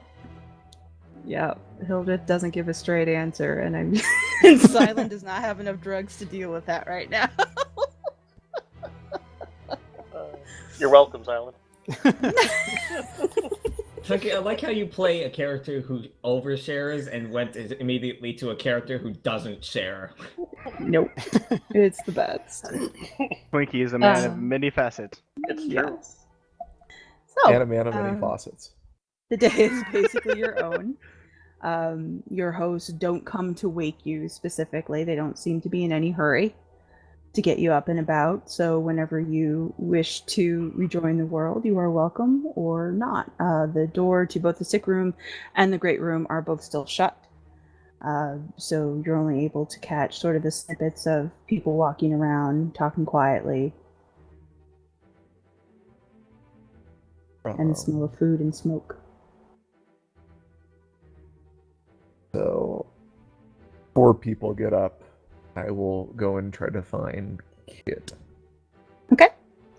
It's in the farmhouse kitchen, which is fairly sizable, along with all the men, Reg and his 3 buddies, and Shadra, who appears to have stayed around for a little longer. Damn it. They're all sitting around a fairly sizable table. This big, sturdy, heavy wooden thing, while Kit is cooking enough for what appears to be a small army at this rate. Lots of sausages. She's got this massive pot of porridge going. She's running around like a chicken with her head cut off, while everyone else is sort of sitting around the table just shooting the shit. She does not look like she's brushed her hair since last night. I'll ask if I can help. Oh, nope. This is my workshop. I like it just the way it is. You can sit at the table and talk with everyone if you want. I haven't seen any of your friends yet. I think they're still asleep. which is fine. They can sleep as long as there's no hurry. We're not anxious to see you go or anything. Just in case you were looking for companions for breakfast, besides us, even though we are perfectly nice companions, all your friends are still in the great room, which is down the hall. It's the room that's shut. I don't know if Fred showed you, but that's the room. And the men around the table are, like lighting up pipes, and Fred just like, oh yeah, it's a door right there. And then he goes back to his conversation with his friends. The main thing that I wanted to do is be like, hey, were you the one who like bandaged up the other guy yesterday? Oh, yeah. And she kind of laughs a little bit and puts a porridged hand a little too close to her hairline, leaves some porridge in it. Yeah, that's Lorne, and the guy's up now. He's sitting at the table, so she points at him. He's still got his bandages on, but they're, he doesn't appear to be bleeding any longer. I admit, it's not my calling in life. So, and I didn't really have a whole lot of supplies, and I should have gone to Shatter, but I wasn't really thinking. I didn't do a very good job, I know. But I mean, whatever you did was great. He was up and hanging out with the boys as usual, and the men around the table all kind of grunt agreements, and they're already drinking something. I don't know, you can't see what it is, but there are large mugs set in front of each of them. And they are all smoking or preparing to do so. Well, I was. Yeah, it wasn't a great job. Yeah, go ahead. You did a decent job. Just, I know it's dangerous out here, and something like this might happen again, and you can't always count on Shadra being around. And I just kind of give her like a sideways glance, hoping that she doesn't hear this. No, Shadra's talking to the guys. They are paying zero attention to Kit. Like, the only time they give any sort of reaction to what she's saying is when she actively points at them or raises her voice. I can give you some pointers on like how to staunch bleeding and stabilize people if they ever come back like this. Like I said, just in case something crazy like that happened last night. Oh, well, that would probably be a good thing. I'm not the best with my hands, but I can try, I suppose. Today's going to be pretty busy, but if you're staying, in town or in the area, then that could be something that we could do later. Okay. Not sure how long we're gonna be here, but yeah, because my friend there he needs something from the druids. But yeah, I'd be more than happy to help out. That's why I was kind of offering to help out with breakfast. Oh no, this I have under control. This I can do. This I can handle. I'm just usually when we have a larger group of people, I have a little more time to prepare. But this I can do. As she scurries around and is getting everything together. This I'm all right. And she kind of stops for a second, and then she stops herself and goes, no, that got taken care of too. Really, there's the boys have really taken care of it all. They got the bonfire going, and they took care of all of that. And Shadra's seen to the animals, so they're okay. Yeah, until we have to go to town. I think everything's okay. Okay. Oh, so you relax. If you're, I don't know if you smoke, but I'm sure the boys would share. And she looks meaningful over at Reg. Okay. If you're a smoker, I don't know if you are, or if your friends are. A couple of them are. I'll go make sure that they're getting up and not making me wait. Oh, there's with no food out here. No rush. You've had the same kind of night that we've all had. So if they need to rest, they can certainly rest. Oh, and she kind of grabs your arm a little bit before you go, like just on your sleeve. I wasn't sure what your friends ate. Kern just starts laughing. Wow. So- This again. They eat stuff like us normally. Like So I this mean, is good. This is okay. this is more than good. This is great. Well, I like the druids. They only eat very particular things, and I didn't know. Okay, but if this is fine, then this is fine. Okay, and she goes back to what she's I just doing. put my hands on her shoulders real quick. This is amazing. Thank you. Thank you. Okay. Well, there's plenty, so it's all right. Kern just shakes his head and laughs, and then heads back. All right. Yeah, you guys don't get the casual racism anymore. you're secluded in the Great Hall.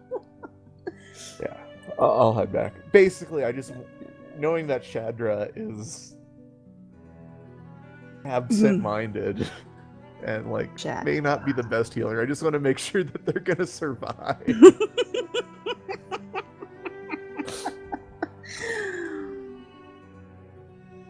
Okay, All I'll right. head back then. So you're going back to the great room. The door is still shut, but it's not latched or locked or anything.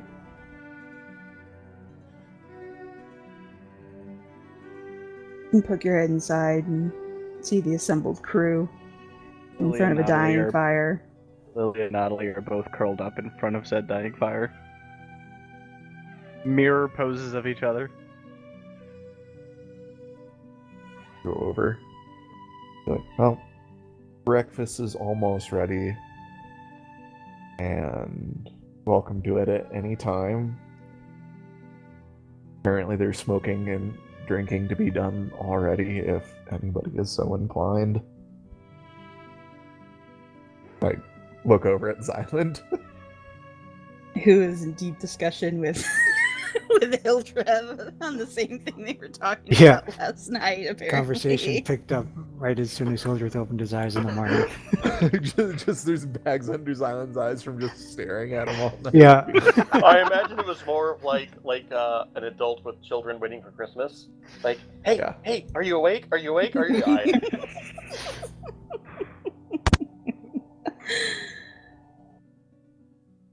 Uh-oh, did I lose everybody?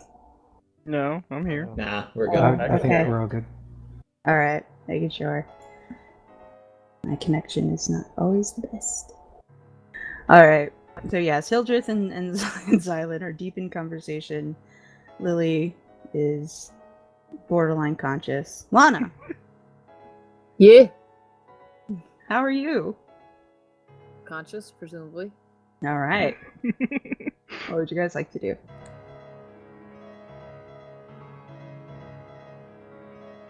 Oh, I get the thing back up, so Davin might be like screaming about something. the telepathic bond. Yeah. Let's do magic Oh. in their house. Well, they're not here, so this is the best time to do it. Yeah. And I'll talk You never to, know, something might be like just, start biting him in his sleep, and it's just still biting him, and he can't tell anyone. So, Lana, Yeah. the little halfling woman who came last night, who was supposed to be the healer. One is a bit lackluster in that department, Mm-hmm. and two, she said she was in the barn all night, Mm-hmm. but she didn't see you or Hildreth, which I don't. No. I'm guessing that you guys were just so sneaky. No, that nothing definitely could've not. passed. We brought the horse in there. And We she also didn't seem played to be toss with lying when I Big said Head. that there was nothing that was going on. When I asked her if there was anything going on there that was out of the ordinary. Uh-huh. So either there are 2 barns and we slipped into an extra dimensional one, or she's lying. I don't think she's lying. But, yeah, that or she just doesn't remember for some reason. If there was anyone in there, we pretty much caused a stampede.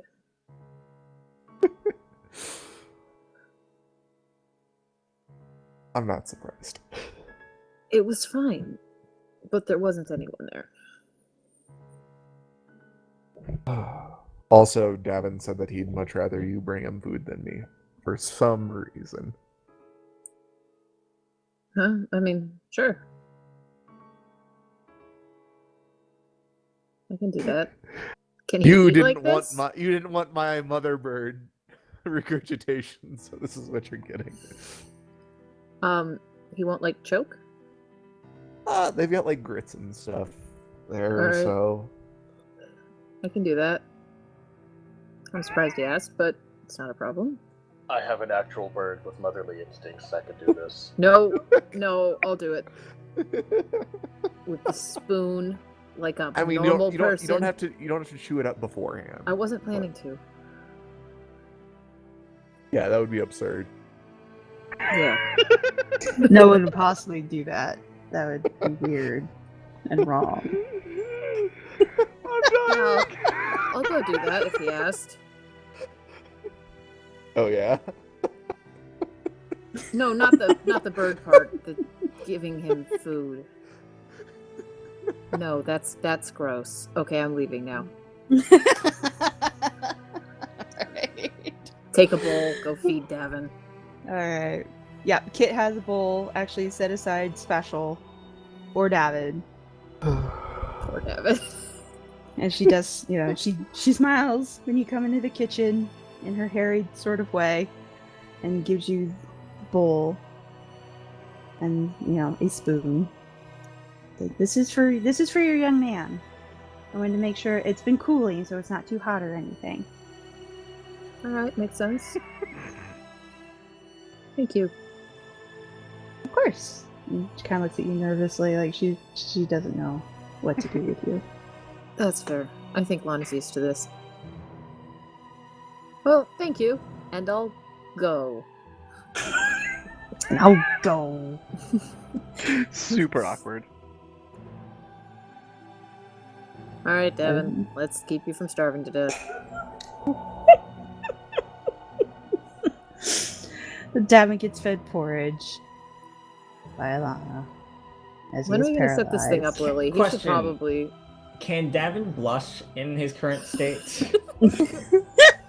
Davynn would be able to blush in his current state. His You have face no is conscious red. control. Yeah, Super you have red. no conscious control Are you over your body, choking? but No, you're not choking. Okay. I think. Lily, we should As- really get that thing up. Lily is still asleep because nobody actively woke her up. Oh, no. She's got you guys 3 let levels Lily of sleep. exhaustion. okay. Push. Lily. Good morning, Lily. Push. Morning time. What was it? What? No, There's it's food. not. It can't be. Food. Maybe Come on. later? No. Now. Up. Grumble, grumble. Yeah, she actually says grumble, grumble. Grumble, grumble. Lily goes into the kitchen, following the smell of food, eyes still, like, mostly shut, just kind of sits at the table. Morning. Well, before Morning. that, we need to get the telepathic stuff up. That's Yeah, why they here, woke follow you. the food. We're taking you into this room. Bother. Goes in. Right, stuff, okay. And, like, takes a little bit longer than 10 minutes to set up the circle this time. Is everyone else getting in on this? Just us? We'll drag everyone in here. Okay. And I want to kind make of, sure I didn't, like, burn off Davynn's tongue or something. and just kind of, does her thing. Super lethargic, like, the circle barely lights up, but, last second takes hold. And the telepathic bond is established. Alright, I'm going back to bed.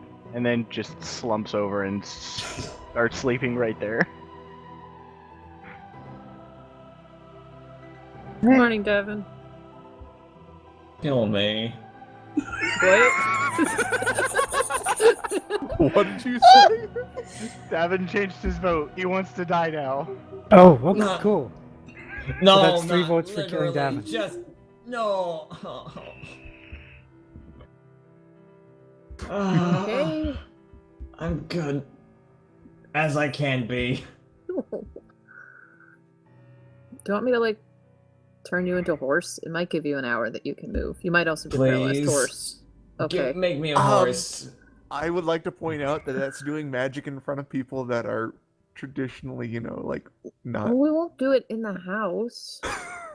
We're just gonna carry his body out into the woods, and then if it doesn't work, just be like, "Nope, sorry, we're dragging a All horse right. back." Well, we are traveling today, aren't we?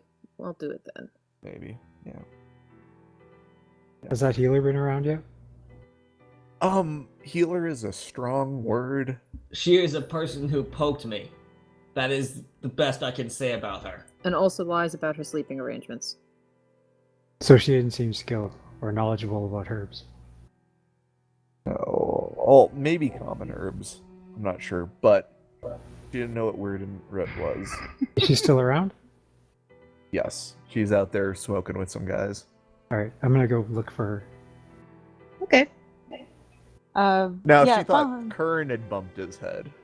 Oh, She did. just- Oh boy. So yeah, again, the kitchen's very easy to locate between the smell of tobacco smoke and the smell of food and the sound of voices. It's just down the hall from the great room where you guys were sleeping.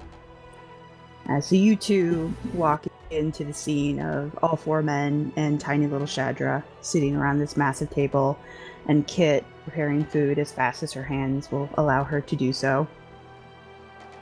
As soon as you hit the doorway, the men greet you almost immediately. It's very much like raised cups and pipes and, overlapping conversation. It's your Norm who just walked into the bar. You're greeted full-throated by the crowd. I give them a wave. And I sit next to Shadra if there's a seat available. Oh yeah, she's sitting at the edge. The men are all pretty much at one end, and then she's sitting along the side bench. There's plenty of room on her other side. So I heard that you give Davin a little poke. Nothing. You don't know what's wrong with him? Well, he can't move. Yeah, we got that. Yeah. Not something you see very often. Nope. Kit brings you a plate almost immediately. Silent. I eat it. It's full of sausages and bread and butter and apples and just like chock full of stuff. I compliment her on her cooking. Oh, thank you. And, Go ahead. So do you know anything about herbs in the area? I say to Shadra. Yeah. I imagine I this like weird and root isn't common around here. that's not something that I've heard of. I don't think it's local. Druids might know, but I can't say I use it often or ever. Yeah. What about brocane? You ever heard of that? Oh yeah. Oh, And do you have some? A couple of the guys nod sagely from the other side of the table. No, we don't see it a whole lot out here, but every now and again a trader from the city will come through with some. It's not something I would advise, No, it's not for me. You saw the woman with the horns? She's feeling a little bit sluggish these days. I was thinking it might perk her up.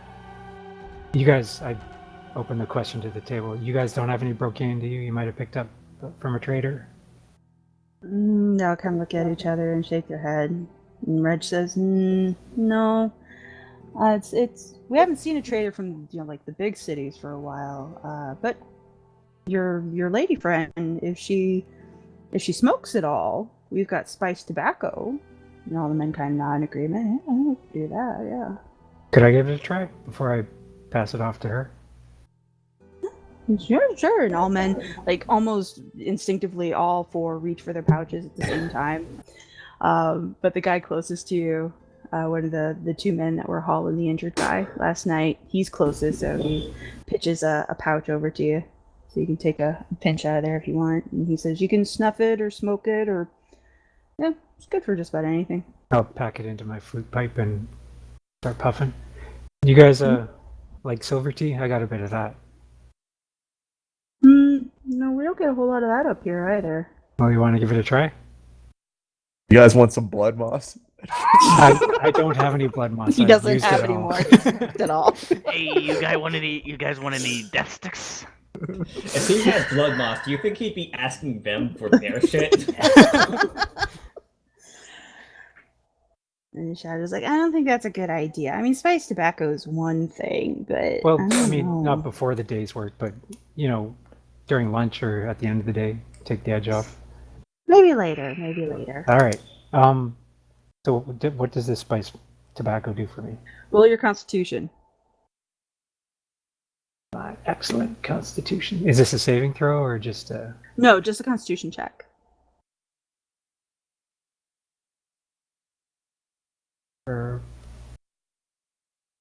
Uh-oh.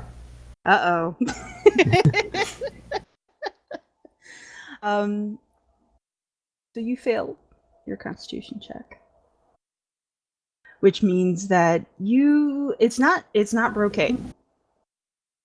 But it could very, very easily be a diluted version of it. Oh. It definitely has an amphetamine effect to it. Oh, cool. You find yourself waking up almost instantly after your first inhalation. But you also don't feel as edgy. Sort of like diet brocade. Well, all the pluses of brocade with not many of the downsides so far. So far.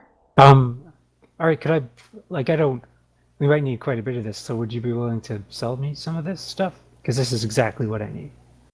For my friend. And then all kind of look at each other and they bust it. Like, it's a 3 count, and then they all bust out laughing at the same time simultaneously. It's like, your friend, okay, yeah, okay. And the guy who threw you his pouch, he says, you all helped save Lauren. I'm Hugh, by the way. Xylund. Nice to meet you. I'll sell you my pouch. Awesome. How much? What do you think it's worth? I'll toss him a gold. Is that good? The whole kitchen goes like dead quiet. You can hear a pot bubbling on the stove. Yeah, I'd say that'll work. All right.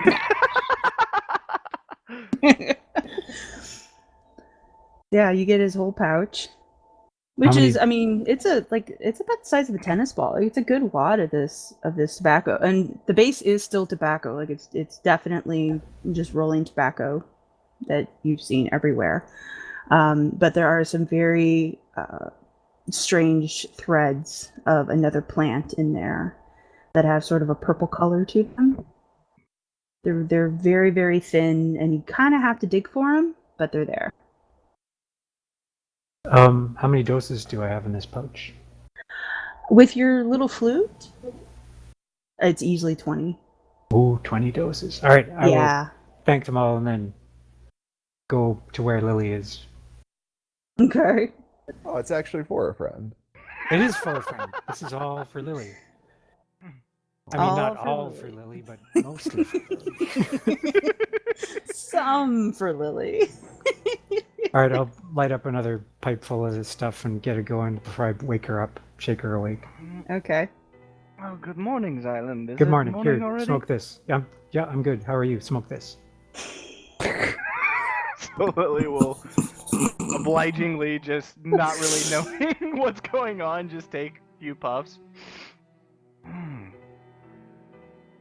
Whoa, that's What are your Wait. constitution, Lily?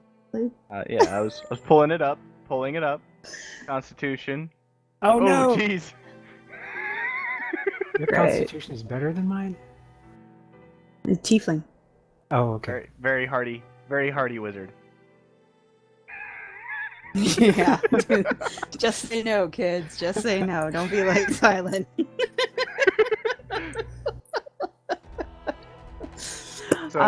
So yeah, you too get that kind of low-key buzzed feeling. It's definitely enough to wake you up to the point where you're a little more alert than you have felt for a while. It doesn't ease your exhaustion, but it does allow you to kind of function a little closer to normal. You're not feeling quite so snoozy. Far better than my usual cigarettes. Yeah, I split the pack with her, or the pouch, so she has 10 doses and I have 10 doses. Okay. Oh, thank you, Xylund. How much would what? I'm sorry, I'm still a little groggy. Let me know if I can help you with anything. All right, I will. But yeah, you did good yesterday, so here. I mean, you've been feeling under the weather lately, and this is one of the few things I can do. So there you go. It's much appreciated. Yep. I actually feel like I can stay awake now. Okay. Wait, where are we? A farm.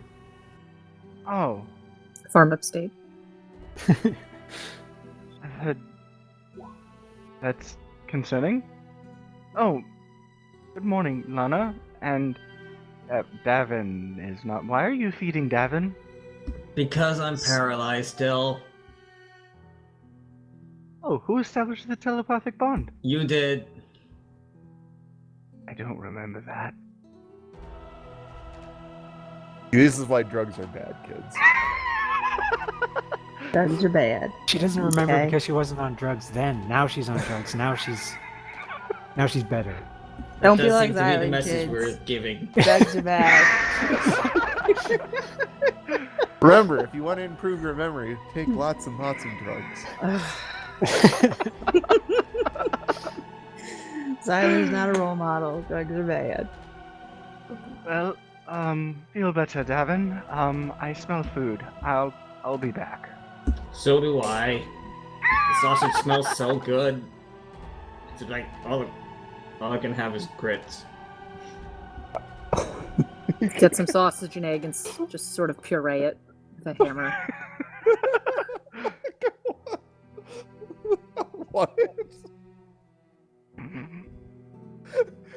Alright, so Lily, you make your way to the kitchen. You're also greeted decently by those around the table, and Kit brings you a plate as well that's just, stuffed with food. Oh, thank you. Famished. I imagine so. It was a big night for everybody, and we have to head to town. You all don't have to come if you don't want to, but your friends talked about the processional. Yeah, well, last I think night. we'll go. I think we want to hook up with that, see if they can help our friend. Yeah. Well, I'll happily come along. I'm Liliscea, by the way. I'm not sure if I introduced myself. You were pretty out of it, which is expected with all the excitement and everything. And then I'm Kit, that's Reg, and that's Adam, and that's Hugh, and that's Lauren, and that's Shadra, and this is our farm, and you're welcome here. And yeah, that's it. I think. Pretty sure. Pleasure to meet you all. Everyone just kind of nods. Pull out a pouch of spiced tobacco and some rolling paper and just roll another cigarette. You can kind of join the cool kids. They're all smoking. Except Kit, who doesn't smoke, but all the rest are all smoking as you have your breakfast. And after a while, you can tell that they are winding down. They're getting ready to go, and Kit pokes her head into the great room, announcing that there is food on the stove for those who want it, but they're getting ready to go to the processional. If you want to come with them, but you don't have to. Yeah. You could do what you want. And then We I saw should go. Kern. you're headed to the barn. Yeah. So, while you guys are all getting geared up, eating, whatever, Kern, what are you going to do at the barn? Oh, well, I thought, never mind, not the barn, but like wherever everybody is. Oh, eating. yeah, everyone's still My kind of bad. in the kitchen, dorking around, and they're getting ready outside and getting horses ready. So, That's what I meant. I thought okay. for some reason, my mind's eye, everything was in the barn. No, they're all just dorking around in the kitchen still. Okay. So yeah, That is the place to be. Yeah, well, yeah, that's where all food's at. So they, they had finished their meal. They've left it for anyone who wants any, and then that crew is starting to head outside and get wagons hitched to head down to to Migraine for the processional. If you want to come. Yes, we would like to join. You gonna take Davynn? Yes, we need to take Davynn with us as well. As we're walking, Lily is just gonna be talking to Kern. I had the strangest dream. Davynn was a centaur for some reason. You had a bird's beak and just chittering about feeding Davynn, whereas Lana was telling him it's okay to dance if he wanted to. It was weird.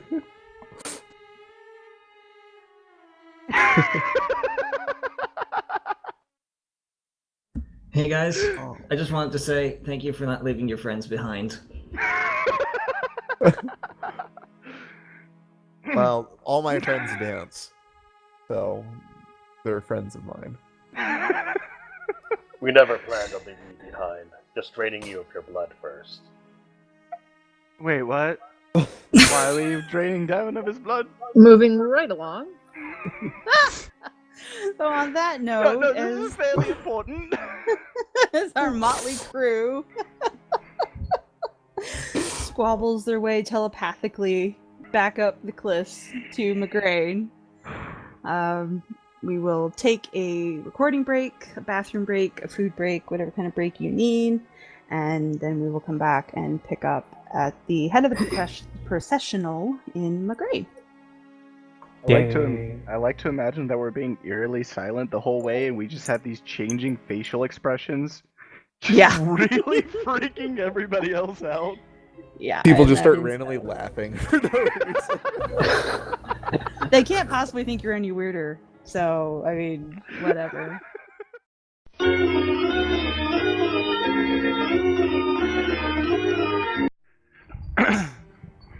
All right. So the crew makes its way through the forest to Migraine, with the rock bottom farm crew in front and you guys trailing behind. Davynn in tow. Telepath spell still active. People thinking we're crazy. Check. Yeah, you guys having private conversations. The woods definitely look different on the way back to Migraine than they did as you were approaching Migraine, as well as approaching the farm itself. They definitely have a much more somber ambiance. Yeah, definitely less owls, that's for sure. The mist seems to have rolled in, but instead of clinging to the ground, it seems stuck in the canopy. Everything is incredibly quiet, except the sounds of your footfalls and wagon wheels shoving back to Migraine itself. When you approach the village, it seems much livelier by comparison, not only in comparison to the forest, but also the first time you guys came through. It's still sort of a sleepy little backwater, but it's absolutely chock full of people now. And they all seem to be crowded in what kind of goes for the central square here in Migraine. And there's various levels of socioeconomic activity going on here. You see people that are pretty well dressed, obviously unaccustomed to the dirt of the road, given their expressions. as well as those that you recognize from the pub on your first night here, locals, and folks from the surrounding area as well, who dress as if they belong. Of the people gathered here, which would you say is the dapperest motherfucker? Well, the dapperest motherfuckers, plural, would be the ones that are standing on I would say it's a makeshift dais, but it's clearly very, very old. It just, it looks like someone took the barest amount of manufacturing to create the dais. It's made of probably a large fell tree, but none of the bark has been stripped off, and you can still see some of the protrusions from where branches may have been. It was kept as much in its natural state as possible while shaped so that it could be easily climbed upon and stood upon. And it's also, sizable in shape. This would have been a very, very old tree. They've created a dais of this size. Standing upon it are 4 rather dapper motherfuckers facing the group. They all appear to be elvish or half-elvish, depending upon their features. And they are very clearly dressed as druids. All of them wear robes of their station. The design of the robe varies across each individual, giving you an indication of the hierarchy. The man standing central to the group is clearly the highest ranked. He's got a silver sort of crown on, marked with horns. His robe is ornate, especially by druid standards. Multi-layered, multicolored, floor length, sleeves that fall past his fingertips, and well maintained, obviously. The other druids are also fairly well dressed. Robes a little more lived in, worked in, a little drabber and closer to earth tones. But all appear to be tall, proud, and have a fairly commanding presence, especially so close together. And the crowd doesn't quite seem to know what to do with them. The ones that look local are very reverent. You can tell they don't look them directly in the eye. The ones that are clearly from out of town definitely give the druids deference, but they are less shy about standing close to the dais, appearing to be impatient, as if they're waiting for something to be announced, waiting for somebody to speak. It's a mix of temperaments as you all approach. Welcome back, Noel. Hi. Yeah. For the Rock Bottom Farm part, they bring their wagon up behind the crowd, so basically the furthest point from the dais, and unpack themselves. The crew has arrived in Magrain to a gathering of folks, a mix of locals and out-of-towners, and it looks like the druids are taking their place center stage as dapper motherfuckers. They have not spoken yet, though. I'll lean over to Kit and be like, those the people leading the procession? And she nods. She kind of dusts herself off from the road a little bit. And she keeps her voice down. And almost like conspiratorially whispers, the one in the center, that's a Null. He's the head of the circle. He's the most important one. The 2 men on his right are Katal and Yanvarin. They've been here forever. The lady on the left, she's new. I'm not sure what her name is, but she hasn't been in the circle all that long.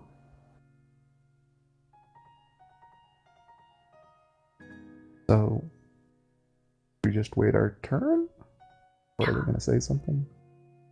Yeah, well, don't talk a lot, but you'll know when it starts. She just kind of smiles at you.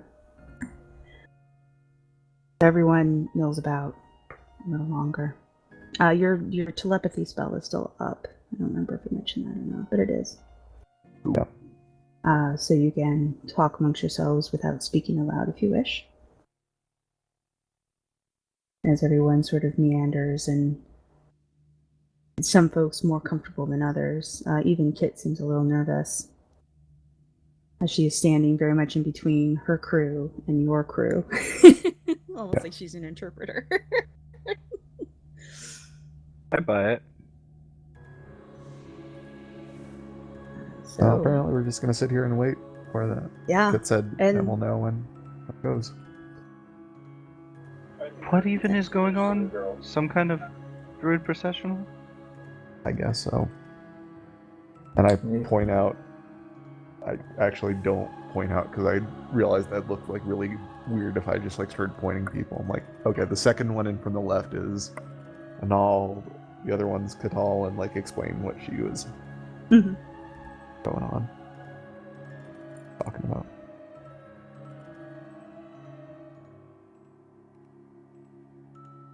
Oh yeah, we were trying to find Badger here too.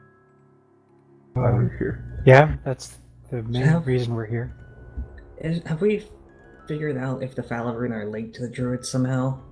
Because that seems like too much of a coincidence that they show up around here. They're involved with this bell that the druids use to resurrect people somehow. I'm not sure what their relationship is with it, but so maybe, you know, this is just me spitballing a theory here. The reason the reason that they're doing that, the bell is able to be used more often, is because like a wild magic zone just popped up. Well, that would actually cause havoc to be played with their bell. Any magic performed in a wild magic zone has a tendency to twist and pervert. Maybe it just might have made it better. Well, we haven't seen any signs of a wild magic zone here, have we, though? I know, but if the Falarin are here, they always are looking for Weirden Root, right? Somebody check the color of my scales. I check them. I go back to check Davynn out. His scales appear to be of normal color. Okay. Just the usual blue. They're just normal. I'm not saying like here, I'm just saying like maybe around here somewhere. Well, it could also be a high magic zone. Yeah. A zone where magic occurs in a higher density rather than a wild magic zone. I don't know. I was told specifically that they have a relationship with the bell, so it seems more likely that they're here because of that than because of a wild magic zone. Probably. Well, just saying that maybe like a wild or a high magic zone could have appeared here. That does make sense. Do you think that the Falarin want the bell back and the druids don't let them have it, or do you think they have an agreement? I don't know. Maybe the agreement has changed now that the bell's more powerful or something. I don't know. Anyways, is the plan to present me and have this bound up so I can report back? Yeah, we wanna get you out of this stasis. So are we gonna have and this we vote? want to find out where Badger is if they've seen him. Yes, absolutely. So last count, 3 votes for killing Davynn, I think it was. No. We're not killing Davynn. Who was the third vote? It was me, Hildreth, and you. That was... No, I take back that vote. Well, you can't. Too late, I already did. Oh. This is how democracy dies. So as you all are arguing about the vote count to kill Davynn. Also, what's democracy? The mist Something I read about. that you saw in the tree canopy has begun to invade Migraine. It wasn't here when you first arrived, but now it rolls in almost like a cloud bank. But it sticks high. It doesn't touch the buildings, stay above the rooftops, and begins to cover the sun pretty completely. blotting out what little light there was on this gray day. So the entire town has that weird technicolor effect, like before a storm, where all the browns of the roofs are a little too bright. All the greens are just a little too poppy for what they should be. It's an effect that Xylund is quite familiar with, as that is his usual method of perceiving the world. But for everybody else, it might be a little disorienting.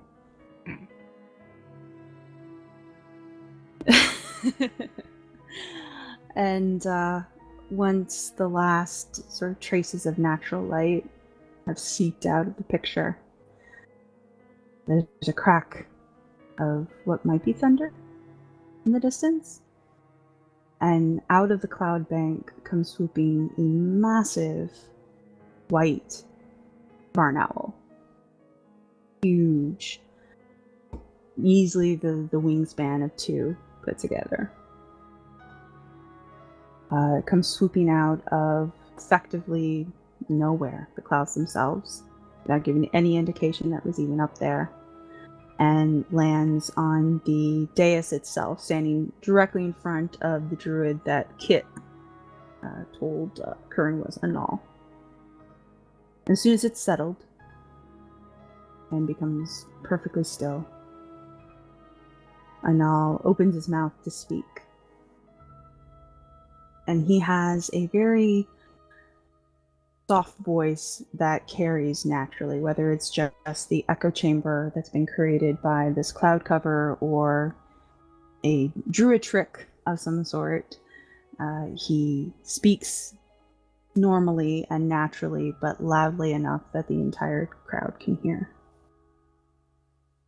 And he welcomes all assembled, thanks their host, Mayor Quentin of Migraine, welcomes all petitioners, wishes them luck, and the favor of the gods. And then steps back, about half back, and the crowd parts naturally so that there's a sort of a corridor of space leading directly from the barn owl to the back of the crowd, where you and the Rock Bottom Farm crew have gathered. And there's sort of an unease that ripples through those that are still waiting. It looks like some people might be kind of pushing their way through to the corridor, while others are appropriately freaked out and aren't really sure where it is that they want to go. But one by one, people do make their way to that little break and start to approach dais to plead their cases or the cases of their loved ones. It's very difficult to hear what each petitioner has to say, but there's a line about people deep after a little while, and then no more petitioners come through the line. You got this, Lana? We're not really petitioning for dead. Yes, but we are petitioning for aid. Flip dead, Davynn. No! Okay. Literally petitioning- cannot do that any more than I am right now. We're petitioning for aid for a friend, and there's only one cure for what he has, so I think it counts. And we need to find out where a friend went missing, Badger. Yes, Those well, two things. sure, but I doubt they're just gonna start telling us things. We need to get them to take us to Druid Central. Essentially, yes.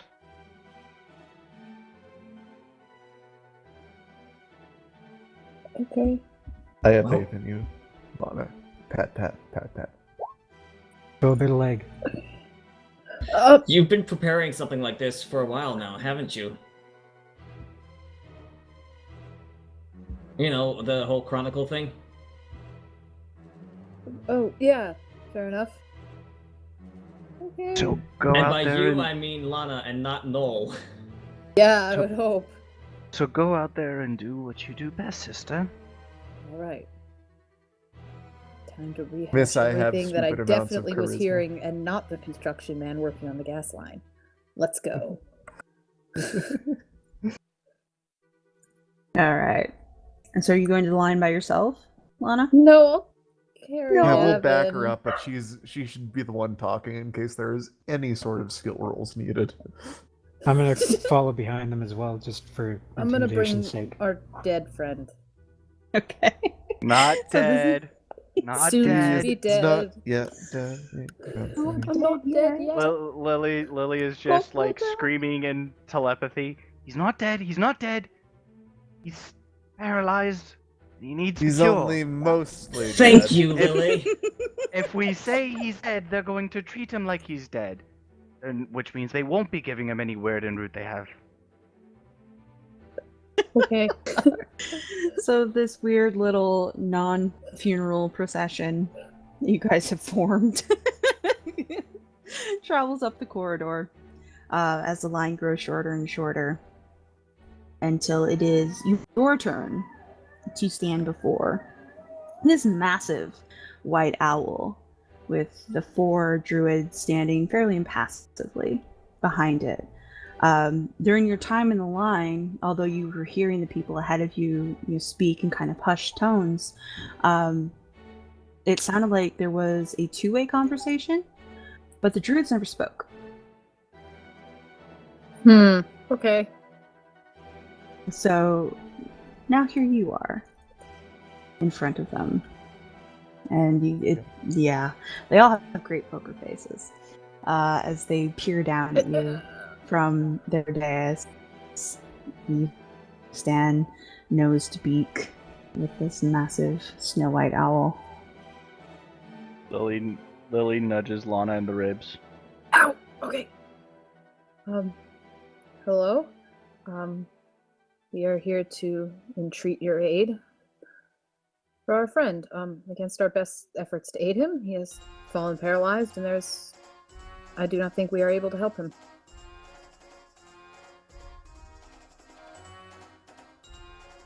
I'll just sort of drop Davin. Ow. Also, we're big fans. Yeah, that too. Lily telepathically prompts Lana, tell them some stuff he's done. He's done much. He helped save a city, taken down numerous evils, and risked great harm in the name of his friends. He's done much and still has much to give. And the woman who is, again, standing just to the left, the only female on the dais, says that he's not dead. No. To be fair, I think this would probably be easier. Twinki, I'm not offering to fix that. Are you talking, Twinkie, or is that? Yeah, Okay, I can hear I him. think I got it fixed. Am I better now? A little bit. Yeah, Not really. Little. Still really quiet though. How Come about back. now? Will stop It doesn't working. sound like you're coming through your mic. It sounds like you're coming through maybe a laptop mic or something. That's super weird. It's working now. Let me poke around a few things. Keep going. Okay. He is not. He's not dead, but he is beyond the help of most, except for maybe the druidic fans circles. So would you be more likely to help him if he were dead, just for the sake of Xylund, argument? no. I'm talking for a reason. And the druids look at one another, just kind of off to the side. The owl flaps its wings and then resettles. And so finally, the center druid steps forward again. Says, we will be taking 2 this time. And the crowd sort of murmurs a little bit. And That's a they good point sign, to- right? They point to the second individual who was in line. Looks like a middle-aged woman in lower class. gear. Farmer, more likely than not. And as soon as she realizes she's the one being pointed at, she just bursts into tears, just on the spot. As people around her, like pat her to congratulate her, and there's a little murmur in her direction. And then the center druid looks down at you, Lana. Says, bring your friend. Thank you. Mental high five with Lana. How are you guys doing that? Okay, fine. So the group kind of breaks up a little bit, but doesn't really wander too far. The woman who was weeping, she does have a box with her. It wasn't something you could see when she was in line, because she had it tucked underneath her arm. It's not very large. Ooh. But she pulls it out and holds it as if it were a relic, and goes to the end of the dais.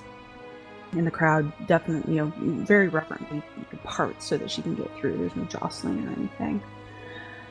And then, the ones that are closest to you kind of look at you strangely, that, you have such a large group and you're a very motley crew to begin with. And that you have this body with you that you're hauling around. Not in a box. Not in a box. Maybe no. we should have put Davynn in a box, guys. I don't think he would If have we were liked going to that. do that, we would have needed to drain his blood so he was lighter. There you go. Now we can hear you, Twinki. Yay. So you just need to talk about killing Davynn and everything. Yeah, apparently. As the druids walk down off their dais, the owl stays still. The druids are kind of in a knot off by themselves, apparently discussing something. And Kit and Reg and the boys and Shadra all wander up to you guys. Kit appears to be very excited, and the others are vaguely congratulatory. Oh, I'm glad they're gonna help you. She seems to be talking directly to Kern and only to Kern. Yeah. I don't know. He's super helpful. Lily takes notice for her fan fiction.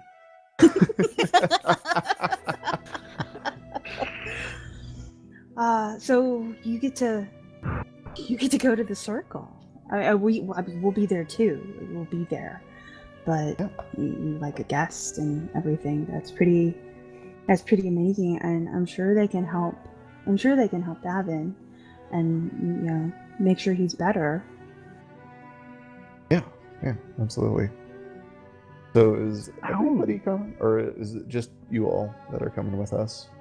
Oh no, we'll all go. No, we'll all go. Because we have to sing and do the prayers and things. So everybody will go, but you guys will be at the front. Okay. And we sing the sacred songs. And, Are they going to ask for some kind of payment from us? She kind of looks mildly horrified at the thought. No, of course not. Can you ask her real quick what the process entails? Because if they're going to be doing some sort of ritual on me that brings people back from the dead, that sounds like it could either be really good or really bad. I don't think they'll be doing the same thing for you. Just out of Okay, curiosity, yes, but I want to know what I'm getting into. Just out of curiosity, what does all this entail? This is our first time doing something like this. Oh, well, so we sing the songs and say the prayers as we walk to the circle, and then we'll get to the circle, and those of us who are there to witness, we stay kind of outside in one circle path, and then the chosen and the druids themselves, as well as the rest of the circle, because those four aren't the only members of the circle. It's a big circle. They all come together in the center part, and they put the chosen on this table thing, and then they do druid things.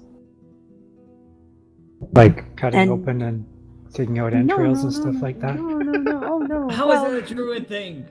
Not the peoples. What druids have you been interacting with, Xylund? Mushnik, who does those things. Yeah, Wishnik does. Does do he? this. Yeah. Oh, yeah, He fair, kind of actually. does. No, sometimes they sacrifice. And oh, that's the other thing. Don't be alarmed by any animals that we see along the path. They won't hurt us. Sometimes the circle will sacrifice animals at the site, so they don't hurt people. And then it used to be when they were doing the processional yearly, the person the next morning, because they'd leave them out all night and we'd watch over them and sing, and by the next morning they were themselves again. But that they've changed that. They say they have to take their chosen behind the waterfall, and then we shall see them when they're ready. That the process can sometimes be confusing for them, and not to expect to see them the old way, you know.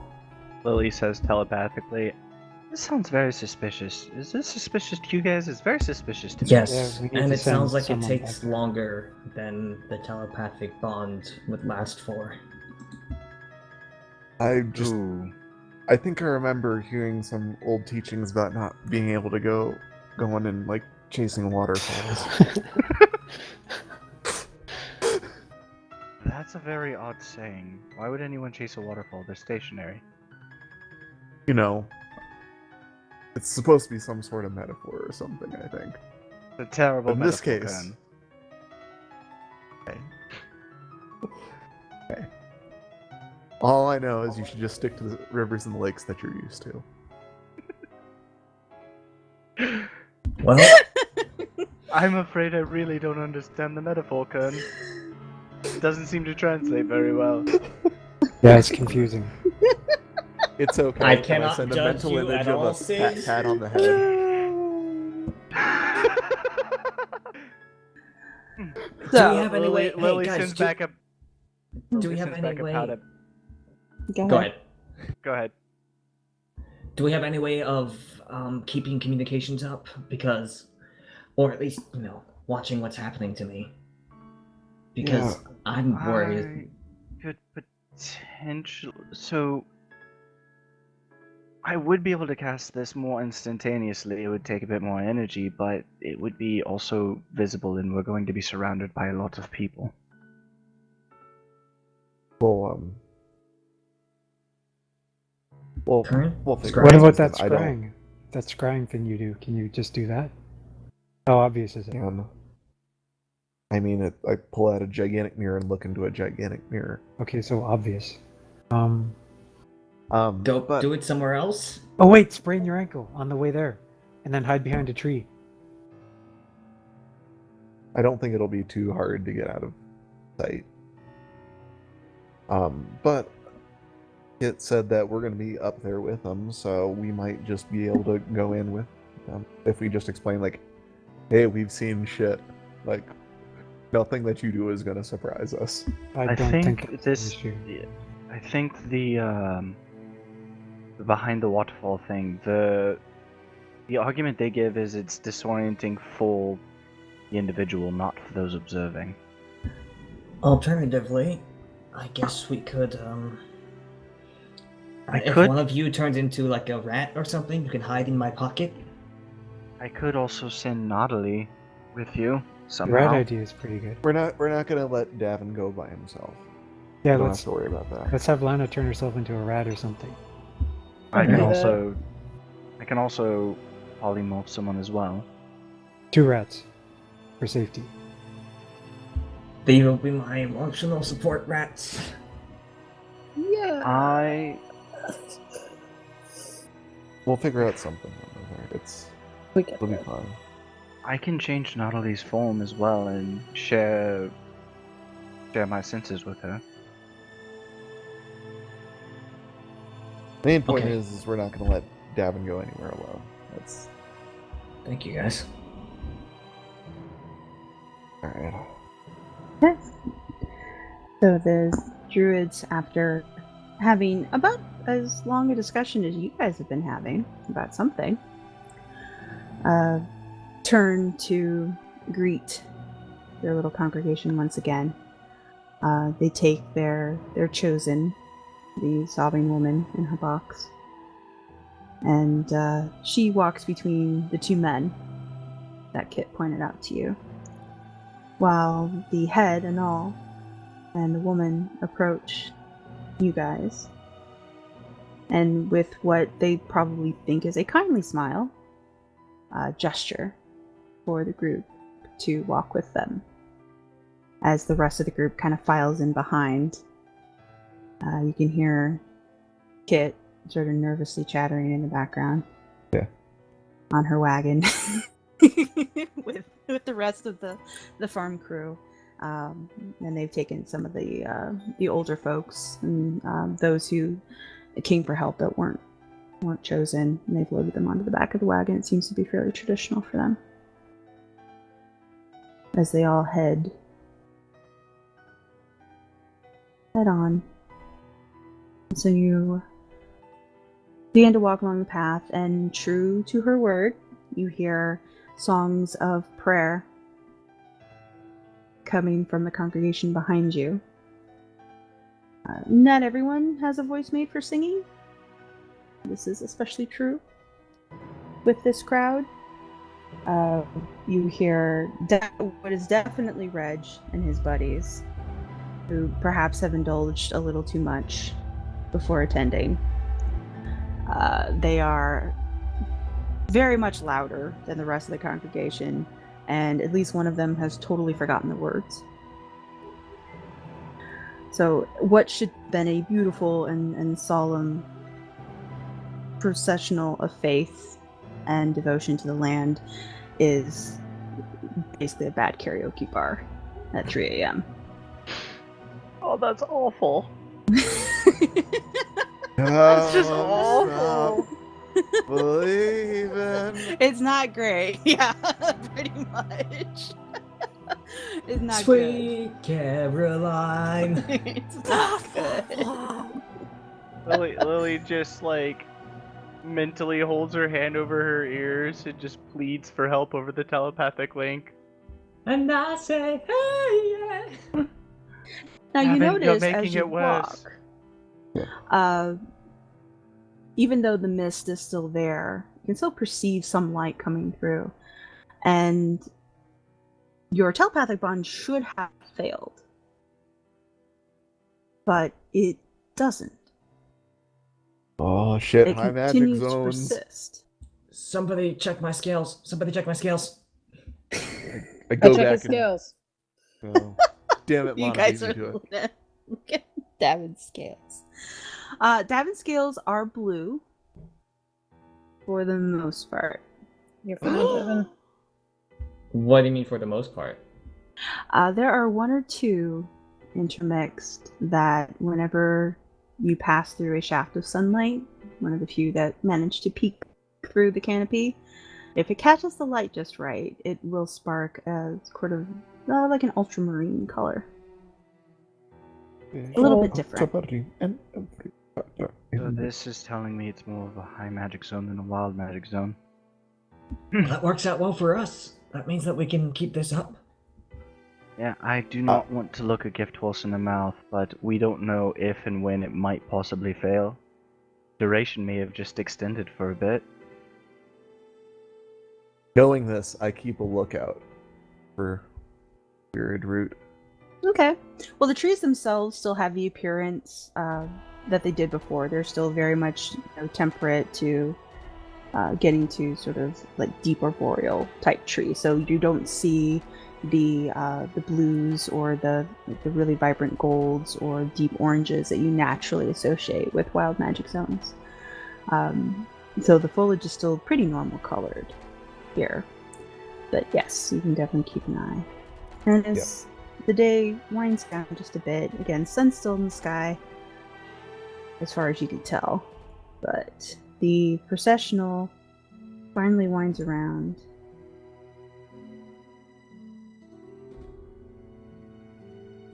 Another cool to picture. the waterfall. Yep. To the crest of the river and the waterfall, just as was described. And there is a very old Druid Grove. The trees here have not been cut away. All the flat land that you see is flat because, well, the druids decided it was flat. No trees have been disturbed. They've just been quietly asked to move. Druids are so broken and OP. Mm-hmm. So Is that caster envy I hear? Everyone should have envy of druids.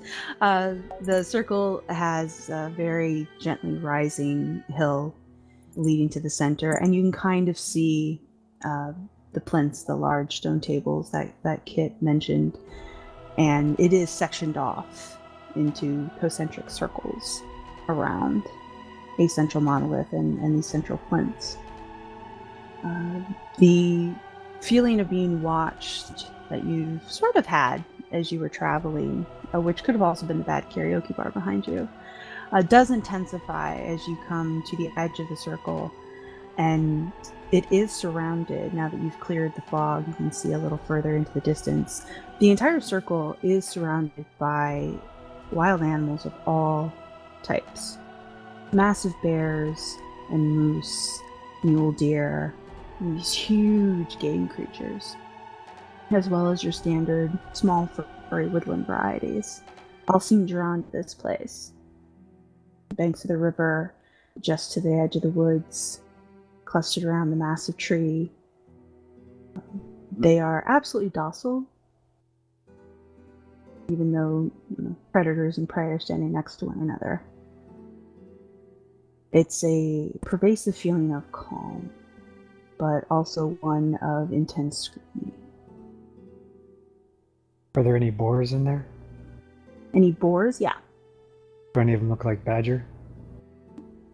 Well, you never saw badger as a boar. You only saw him as a hybrid. No, but maybe they have the same color hair. You can do a perception check. Okay. With disadvantage because I'm wearing my helm. Yes, if you're still wearing your helm, yes.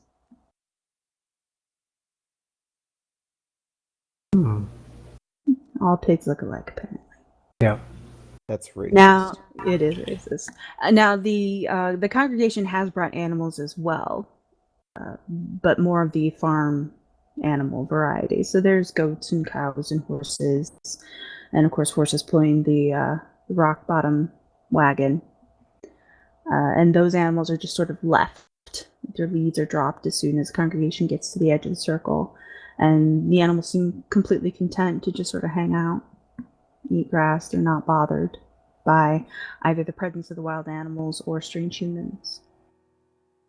As seems to be a regular occurrence for the crowd as they settle into the rocks in the furthest concentric circle out, the one closest to the river, while you and the set of druids with their chosen ahead of you continue on to the very center of the hill.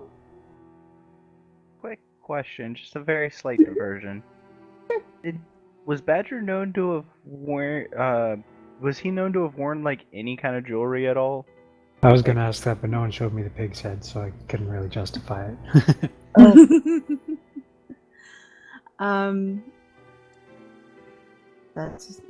Does anyone remember? I spent a while talking to him. Okay. But I haven't seen the pig's head, so... True. Yeah. I just was... Just was a little concerned. You concerned that Lana might have Badger's head in her bag of holding? Yep. Yeah, but we don't share information, so... Oh, that didn't even... I forgot that Badger was actually, One has to see it. You forgot Nobody Badger knew what, Kurt? forgot that Badger was a boar, or like a wereboar. Or Yeah, whatever. he's a wereboar. Mm-hmm. Yeah. Did Lana bring up the pig's head at all? I definitely No. did. No one asked to When? see it. I said, Oh, yeah, hey no one guys, asked I to see found it. a pig head. Is it normal to have invisible pig heads in your barn? Ah, well, Lily was asleep, so that's her excuse. That's true. She did ask Davynn if it was normal to have pig's heads in the barn. I was asleep. Oh, not asleep, paralyzed. You and were paralyzed. Distracted. Yes. Yeah, but it was over the telepathic bond, so everybody True. would have heard that. So if So Xylund I will wants give to, it to you. Well, if Xylund I'll wants give to it get some inspiration, I'm not sure that would have twigged Xylund though, because invisible pig. Like if she'd said jewelry, then he would have thought maybe. But Right. I don't know that Xylund would make that logical leap to pighead, obviously badger. True. You know what I mean? possibly. That is up to you. Especially when ghosts were on the line. Yeah. Yeah, I you was were in a also deep- deeply engaged in my ghost conversation. I mean, Yeah, I'll make an intelligence check, and if I roll really well, maybe- Sure, go maybe I'll ahead. put two and two You've together. got your Oh, fairy shit. out. Oh shit. And that would be a normal question to ask anyway, if Badger had any distinguishing garb Well, like- or jewelry or anything, regardless whether you're looking for a corpse or a pig, you know. You could just be like, oh, like I'm looking for badger and all these pigs. Wait a second, pig head. Crap, all pigs look the same. But Druid or Badger, as a ranger who spent most of his time around druids, did not actually wear much jewelry at all. He His wouldn't necessarily have worn a hoop earring. No.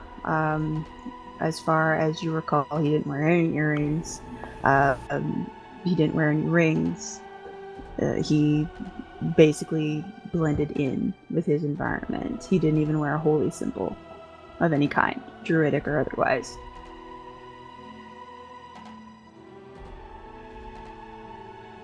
So probably not Badger, but definitely somebody. Or the pig had an earring. Why would the pig have an earring? Maybe- Actually, as a farmer, is that common to put rings in pigs' ears as tags? Mhm. There you go. Cool. It's innocuous. We're fine. All right, problem solved. It's usually not a gold earring, but yeah. Fair. And it's usually not in a shit. in an invisible burlap sack in a barn. So hanging. it's still Also somewhat true. suspicious, but could also be completely innocuous. You're Okay. not sure. Sorry for the slight diversion. It was just a that's thought that fine. occurred That's to a me, and good I was like, oh god, I hope we're not just carrying Badger's head around in a bag of holding. You would be in so much trouble if you were carrying Badger's head around in bag of holding. Why? It's not like anything worse could happen to him. That's true. That's true. All right. So, you guys are brought to the center of the hill. There are dogs barking in the background. Because she's bad.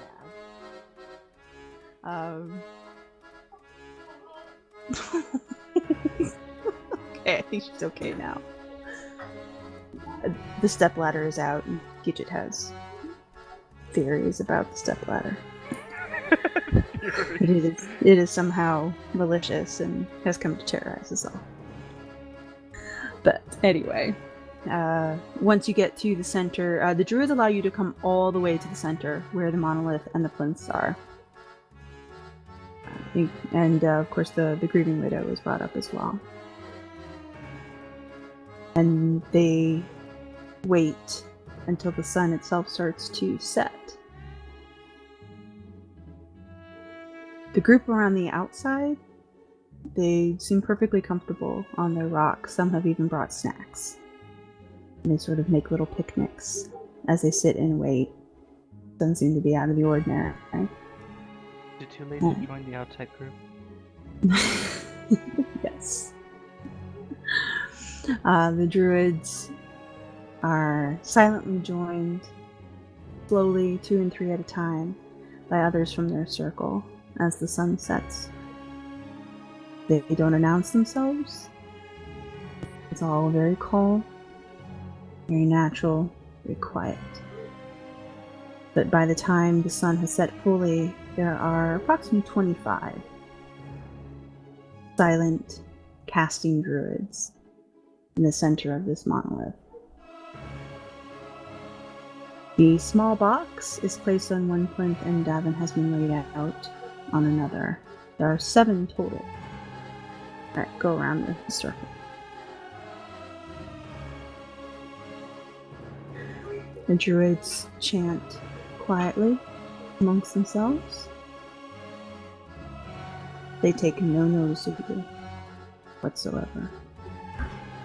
They don't ask you to leave. They move quite easily around you pay you no attention.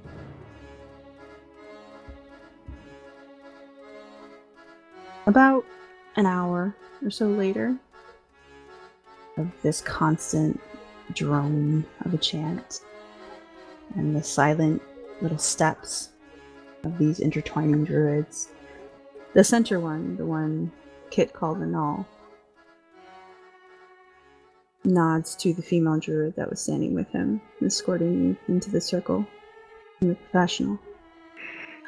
And she reaches into her robe and pulls out a silver bell. There's no moon, and yet somehow this thing was lit. It shines in her hand. I take the bell. Light. You take the bell? I'm just kidding. Sorry. Go on. I didn't mean to I break was the like, mood. whoa! That is a power move, and I respect it.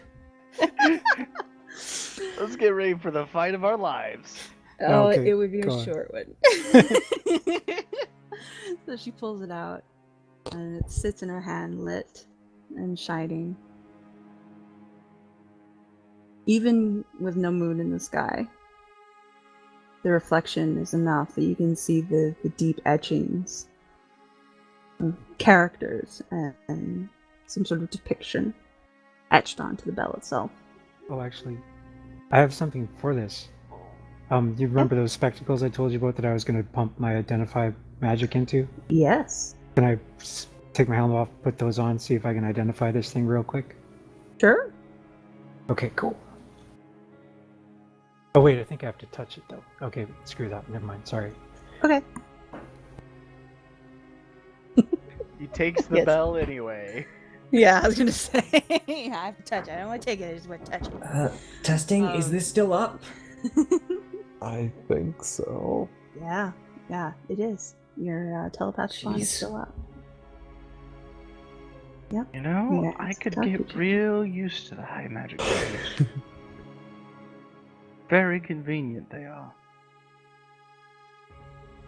The female druid raises the bell high above her head and lets it strike. In 6 short, shrill rings. If you fall asleep, you stand. Davynn first, and then the others. Quickly, silently, falling to And the ground. deadly. The last sound you hear are the echoing of the slightly tinny silver bell.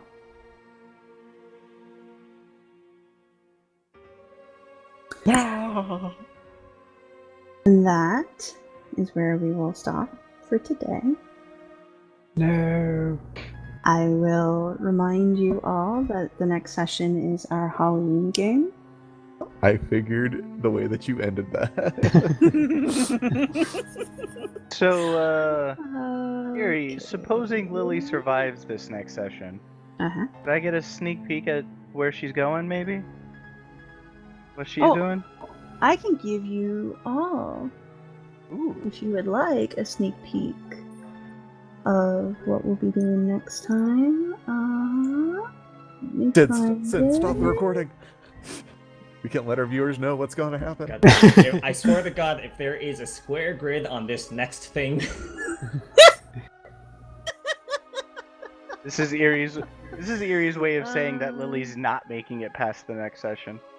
Oh, you guys have no faith in me. No I faith have at all all. the faith in you, Erie. No It just- faith at all.